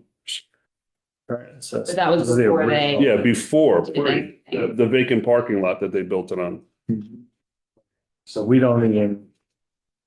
Well, have to have a we did projection. have We it have all. to have a projection for what the pilot cost, right? It's gotta be in that package or something. Well, it was originally submitted 4 years ago, probably. We have policies in place that will recapture based on them not meeting their standard, correct? Right, right. So the question is, do we extend it or do we not? Yeah. If we do, and they don't meet it, it's policies in place to recapture what we want. Right, and so essentially it would be at this point just recapturing the sales tax that was granted, which is about 5.9 million. I Right. think that's what was granted. I don't know what was So actually. you only recapture the sales tax, not That's the, it. Well, the pilot hasn't kicked in at this Right, point. so there's nothing, and it's a. Right, but they would lose the pilot. Or they Not wouldn't. necessarily. And potentially, just remove operations, so they would have built this building and then. I don't think they're gonna- Well, I'm not talking about that. Obviously, Right. they made a business decision to build a highway automated thing and then abandon it. But I'm just looking at what the ramifications are before we make a decision. I'm not saying we're gonna do it. But the clawback doesn't just include the sales tax. They lose their pilot as well. Right. Right, okay. Yeah. When they made the initial application, they, did they do temporary jobs as part of that? Constructed. You're in Right. construction, right. And did they deliver on, I believe they delivered on, how many were they and how many, and I believe they met that. At the time, the application said 80 to 90 construction jobs are estimated. I don't know what We can- the actual. We can pull that. So they- I think that we would have known. But they've sunk in the money, they built the infrastructure. yeah, $100 million. Technology has changed. Yeah. That's gonna happen around it, so. Again, do us as a board support that, saying, okay, things change, technology gets better. They haven't even started the pilot yet, but they did their end of the deal, other than providing jobs which are not necessary. So, what's the vote? Right, plus these jobs were more higher paying than, this came around the same time as the Amazon warehouse, where those were much cheaper, less expensive. Right, jobs. and so These were more executive, starting at 50 and going up to 100,000. where now we have people who can afford to live in Right. this county. Right, As opposed to. these 30 people. So, yeah, that original application was for 81 to 160. That's the block that they checked on the application. Stated up. Construction job. What they said they were gonna do. I don't have a problem personally with extending, that at all. Uh, The Yeah. pilot would kick in for the 2027 school year. We have support from all the municipalities, all the school people. I mean, we've got everything that we We have require. support from the town. Plus a solid base. Yeah, and I don't see why there's a debate about it. It follows our rules and regulations, what we have, and Well, other than, accepting the reduction of workforce, which is a key component of our, objectives. So the question is, if they came in today with 20 new jobs to build a $100 million facility with a pilot, would it be accepted? that way. Or, 30 jobs. At that rate. I'm sure we would. We I would. That's why it's a no-brainer. I mean. Yeah, they actually have their permanent jobs 21 to 80, in fact, not. Yes. 2180, 80 to 160, what was it? No, 81 80. to 120 was construction jobs. The Oh, okay. 21 to 80 is the, well, that's very interesting because in this, in the application is 21 to 80. So they're within their. Yeah, they original- So. What's council? Let's take a, I was just gonna say, one of the things I wanted to mention too, is we have a policy for maintaining performance-based incentives, which lists all of the factors that the board will consider in the event that a company doesn't meet the job requirements. So it's not even necessarily an immediate end here, because there are things you have to consider, like consulting with them, seeing what can be done to improve their numbers. But there's also a lot of factors to be considered that are listed right in the policy. So industry trends or changes in available workforce and all of these things where for the board to factor in the event that they're unable to meet those numbers. So I think a lot of the changes that they mentioned to you are part of that, just that lane here. so go ahead. Those numbers for full-time, do they include trucking, like truck drivers, or is it just people who are based in that facility? It's just people working. Inside the walls. Yeah, So I think and that there's an email Following up. packet. on what Liz just said, the issue is really, the question is really, do we make the vote to take into account the changes that have happened in the industry now? Or do we just defer making the same decision essentially later when it becomes a little more complicated? Put my twist on it. Right, so is there anything where, okay, let's say we have generic applicant. They said they're gonna do 100 jobs, project, whatever. They come back and they're like, look, it's only gonna be 75 jobs. It's basically an all or nothing recapture for the violation. I'm not saying that's a bad thing. I'm not saying it's good. It's an all or nothing as opposed to like, some sort of like, okay, you created 1/4 of the jobs, you lose 1/4, or something. There's nothing like that happens. We don't have a Sliding factor like that built in. A lot of IDAs do, where they say they recapture on some sort of percentage based on the percentage of default. Ours is, we have a discretionary recapture where if you wanted to at that time build something in, but I think that gets a little bit tricky because I think you'd rather have it built into your policy. Well, sure.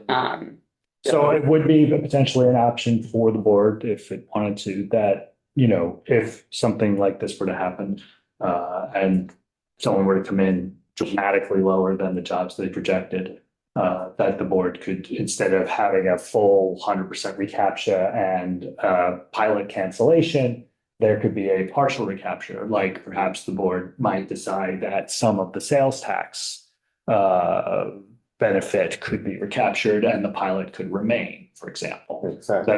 That's at the discretion of the board, despite having already approved. Well, we're not locked in forever. We're able to modify the contract as long as they agree, I would assume, Right, on if they their don't, side. right, well, they don't, Or they haven't, if they haven't met their goals that they've that have been established, Mhm. you can look at all those factors and suggest to them that this is what you think is going to be a fair resolution of this. Mhm. And so you make. the decision on Because what- if we haven't forgiven, let's use that term for whatever it's worth, we haven't said, oh, this is not a problem, we'll just wave this on. Yeah. We have some leverage Right, to exactly. choose to recapture $1 million of sales tax if we felt like that was appropriate at a later date. And that's the intent. That was the intent. The idea was to give the board discretion to understand, let them make their best case, and you make the determination as to whether or not you're going to just pull it or whether you're going to say, well. Right, so this project started back in 2021, it came to this was originally approved, sorry, when was this? 2021? Yeah, and Is that there's accurate? problems just getting started with that. Well, sure, I understand the delays, right? So, but it's only been 5 years as far as, obviously AI has come quite a distance in those 5 years. But in terms of automation and fair factories and things like that, those there was certainly a trajectory that I feel like, a major business should have been able to essentially foresee. But, things happen and they have a changing workforce. I mean, I would personally, I mean, obviously, everyone has their own thought. Personally, I feel like, given that it's not an all or nothing potential recapture, that setting aside the difference in the employment, the drastic difference in the employment numbers, without at least considering, maybe not today, whether we want to look at a partial recapture as a perhaps even incentive to future applicants to, be more thoughtful and accurate in what they bring forward, rather than just wave it away. I personally don't have an issue with extending, or pushing out the pilot portion of it, but, I would, ask the board to consider whether we amend the amendment, today, if we could still pass the extension if was what we wanted to do, and not make the change to the employment numbers, and then consider, a different kind of recapture event, at a later date, which, we can wait till later to do that sort of thing. We don't have to decide. So I just wanted to add to that consideration, when you're discussing the partial recapture, that methodology that we'd use at that point of time would become a precedent for any future recapture events. And so, it sort of becomes essentially our internal policy of how we do that. On the one hand. On the other hand, right now, we don't have, we're just being asked for a flat change without actually any mechanism to understand that change, to your point. So. And again, I'm not saying we have to make that a decision, a file, but if we do just wave this along, the employment numbers, that is, we don't have that option, which I'm not sure whether everyone was aware we had until we had this conversation, or it wasn't top of mind, and perhaps we want to consider that. So my question is, we don't have that, but it's not part of our policy. We'd have to change our policy to incorporate that, right? Our policy is left as this flexible discretionary. Right, so we do have that. So we have it, but it would become precedent. It's not explicit. Yeah. So the precedent would be that we would consider doing that. Or that we have done it before, so there would be something people could consider, like if they became in violation, if they were 100% violation, they could come to us and say, well, in the past, you've done a partial, maybe consider a partial for us. That would be the precedent. The methodology. And our policy itself does say we can waive all or a portion of the penalty. Gotcha. So that is already, It's already our that's policy. contemplated. It's just, I was saying, we don't have a set strict policy that says, here's the factor you use based on the number of jobs created. We're not locked versus in. what was promised. And this is, it's important here that you have a pilot agreement where they're paying, they're getting no benefit on the pilot side of that benefit until it kicks in. So they're not running that yet.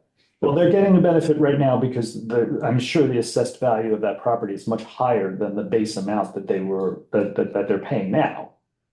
Right? I mean, you said it's 6, whatever, instead of being whatever, that property is not going to be assessed at whatever it's currently assessed at this point. Right. I mean, when I pull up the parcel access card, it just shows that 6.5, which was that agreed upon basis. Right. So the new assessment of that humongous factory that had $100 million investment, that assessment's going to be much higher. And then the pilot will kick in to offset it. Yeah. So extending this does continue to give them that benefit of the lower assessment for, an additional couple years until the pilot. So they are getting that incentive as well in the meantime. So, they're not, we're not scoring them on the pilot side by giving them the extension. I don't want Frito-Lay to go broke. Yeah. So I'm not sure that was inappropriate. But in 10 years, I don't remember ever, or 8 years, whatever. How many times have we done a clawback? I know we had some issues with employment at the hotel, and that's not even on our books anymore. Remember the city? Right, and that was a different sort of arrangement. That wasn't, that didn't fall under. This is an industry secret. No, I know, but I'm just saying, I don't ever remember doing a clawback ever. we almost had a clawback with GAP, but we didn't. Is that Was right? there one because they weren't using local workforce for the construction? No, because here, Al Torgiani, we had to give him a waiver for the panelized walls. Right. And I was not happy with that. But we could have clawed back in that case, I think, right? Well, they said it was a specialty wall, but Al thought it wasn't, and there was Right. interpretation. But that is something we would claw back for if we noticed that they weren't using local Right. workforce. I'm just saying, I don't think I've ever been involved in it. I definitely. So, Chris, do you want to make a motion with the modification clearly spelled out? I'd like to do that. I'm having done that here. I think this is the amendment agreement we have here in our packet. I'm looking, because I want to label it appropriately when I say it. I think I'm looking at section 2.3, which talks about the employment at the facility. Like section 2.3 refers to an amendment to section 8.11. Does that sound right to people when I'm looking at this? Well, you want to look at you want to grant them the extension of the Well, no, completion, well, right? right here, we're amending the amendment. So this is the amendment document, Right. amendment agreement, and we're looking at this portion of that amendment here, right? So Do you want one or two motions? it's just one motion. I'm just verbalizing so people can look at the piece of paper. As we go. So I'd like to make an amendment to the amendment agreement to strike section 2.3 and section 2.4.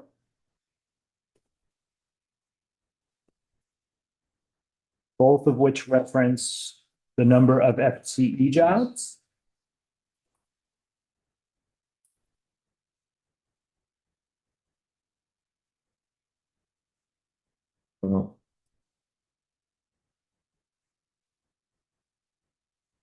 Yes, so Subject to, I want to just make sure that the 2.4 is Yeah, our that's, agreement.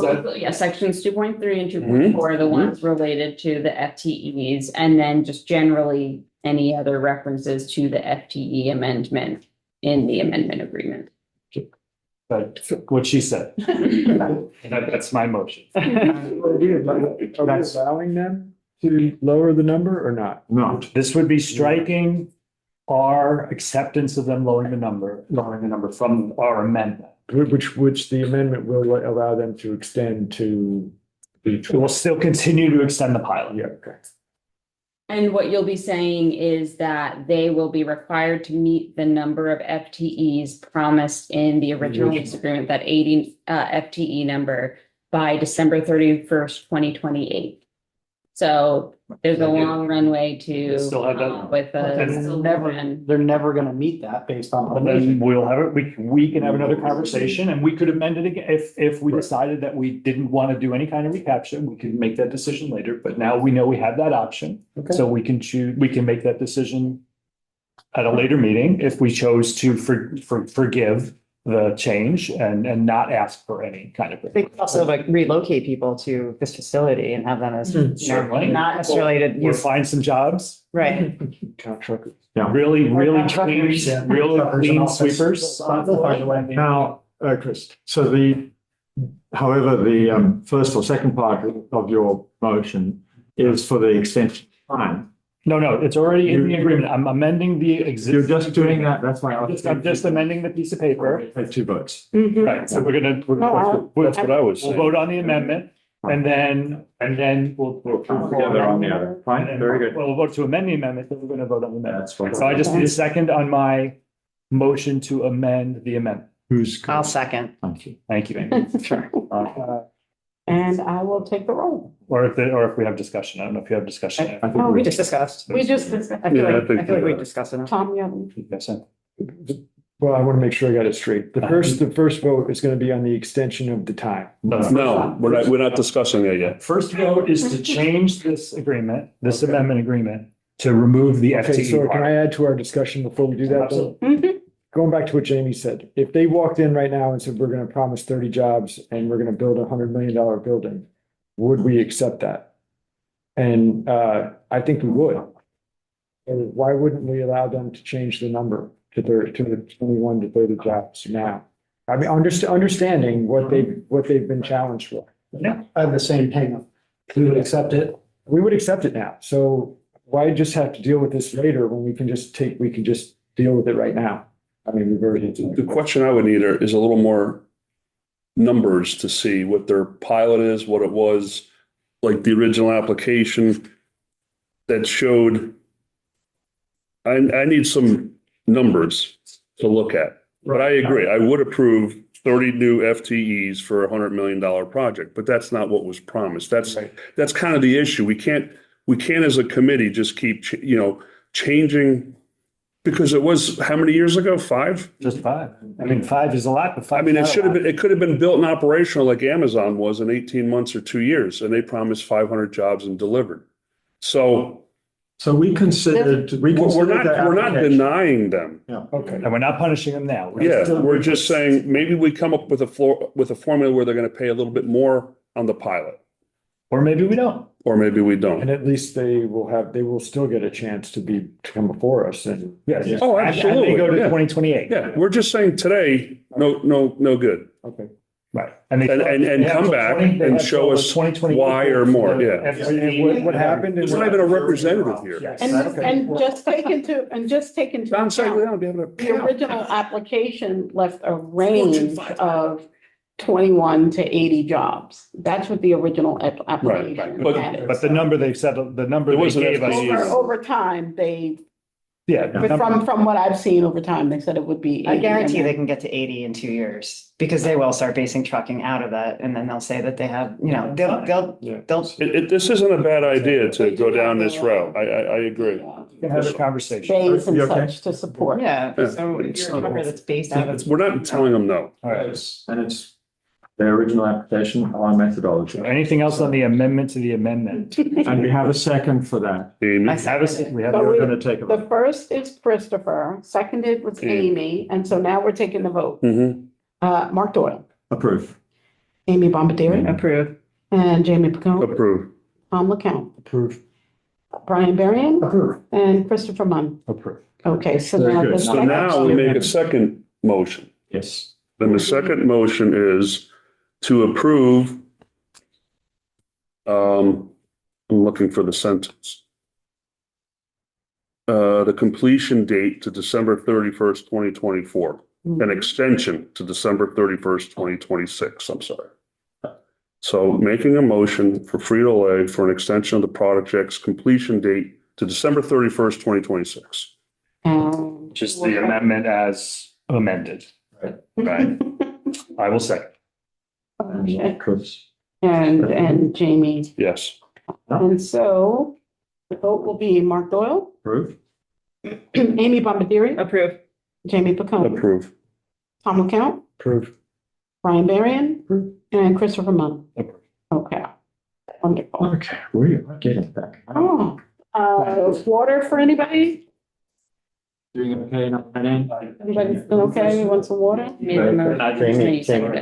So let's keep trotting while we're going. Right, I'm gonna ask that we, do. Sky Harbor? Or do you want to do Well, something different? let's do fifth generation and then we'll do Sky Harbor. Okay. So Uh, we're going to. the information for Sky Harbor is not in the packet yet and we're printing it out. By consent, if we're going to change. I didn't. Hey, E in place of Steve. will come around. Yes. Everybody okay with that? Yes. Good. So we have. Water, anybody while I'm, And no? I'm going to have to leave at 10:30 for. Oh, my, I'm not gonna. well, we'll get through this quickly. This is. No, so, for 9D, excuse me, That's been Fifth Generation Partners, the Hudson Company. This is in follow-up to the July 8th meeting where the final resolution was authorized by the board for this particular project. An additional request from the board was for letters of consent, from the Pine Plain School District and the town that they were in support of the pilot. And so the 2 letters of support are provided for the board's review and to be added to the record. For no vote is needed on This is not an old project. Yeah, the Hudson. It was approved a conditional. Yes, conditions. Yeah. You have- Correctly. The school. No, this is both schools. Both schools. Yeah. Oh, It's not, there's no municipality here. They don't have the- okay, so that's, But This the is, the town is coming, so. here we've okay, got the so we're school. still waiting. All We're right, still waiting for the town. okay. uh, So nothing we can do. the school being the highest Oh, tax recipient, so that is a good indication, but Mhm. are we, It's like 4 months now, waiting for these letters. we are, No, no, we're purely updating, this is not a decision. Correct. There's No, no. no, I know. I'm just saying. Right, right, right. These We guys. don't have the Scar Harbor before us right now, and in the interest of time, let's just table the Sky Harbor for next month's meeting, and then we will proceed with the LPC meeting. All right, fine, let's, in order to table it, we should make a vote. I'll make a motion to table Sky Harbor. No? I thought we had a waiver committee and it didn't come before the board. Wait, Is there a waiver committee? we do, yeah. You and Alan, I think it's me, right? Yeah. The waiver committee. It doesn't, it's not a board motion, I didn't think. Oh, Or do we just bring it to the board, our recommendations? Did we see? I didn't know that there was a waiver committee, but Well, I that's do, It I started do. with Frito Lay with the. Got you. plans. Okay, so I do have the waivers. I'll organize a meeting with the waiver committee. And so It was I Amy. think the action to take now is to refer it to the Committee. waiver committee. Yes. And then we will table Okay. it still. Fine. And then it comes back to the board, I assume. Yes. It comes back to the For board actual decision. for actual decision. Very Can you good. email us the waivers that? Absolutely. And this is only a discussion item, it's not actually on the agenda. is it? Correct. Okay, So we want. Discussion item. Committee is. me, you and Amy. That's what it was. Welcome to the waiver committee. You were there, right? You love having me on. Yeah, So I'm going, Well, it was that, well, I mean, let's, Okay, let's. I'm sorry, let's just go to the adjournment of LPC. the IDA Mm. section of the meeting so we can Adjourn.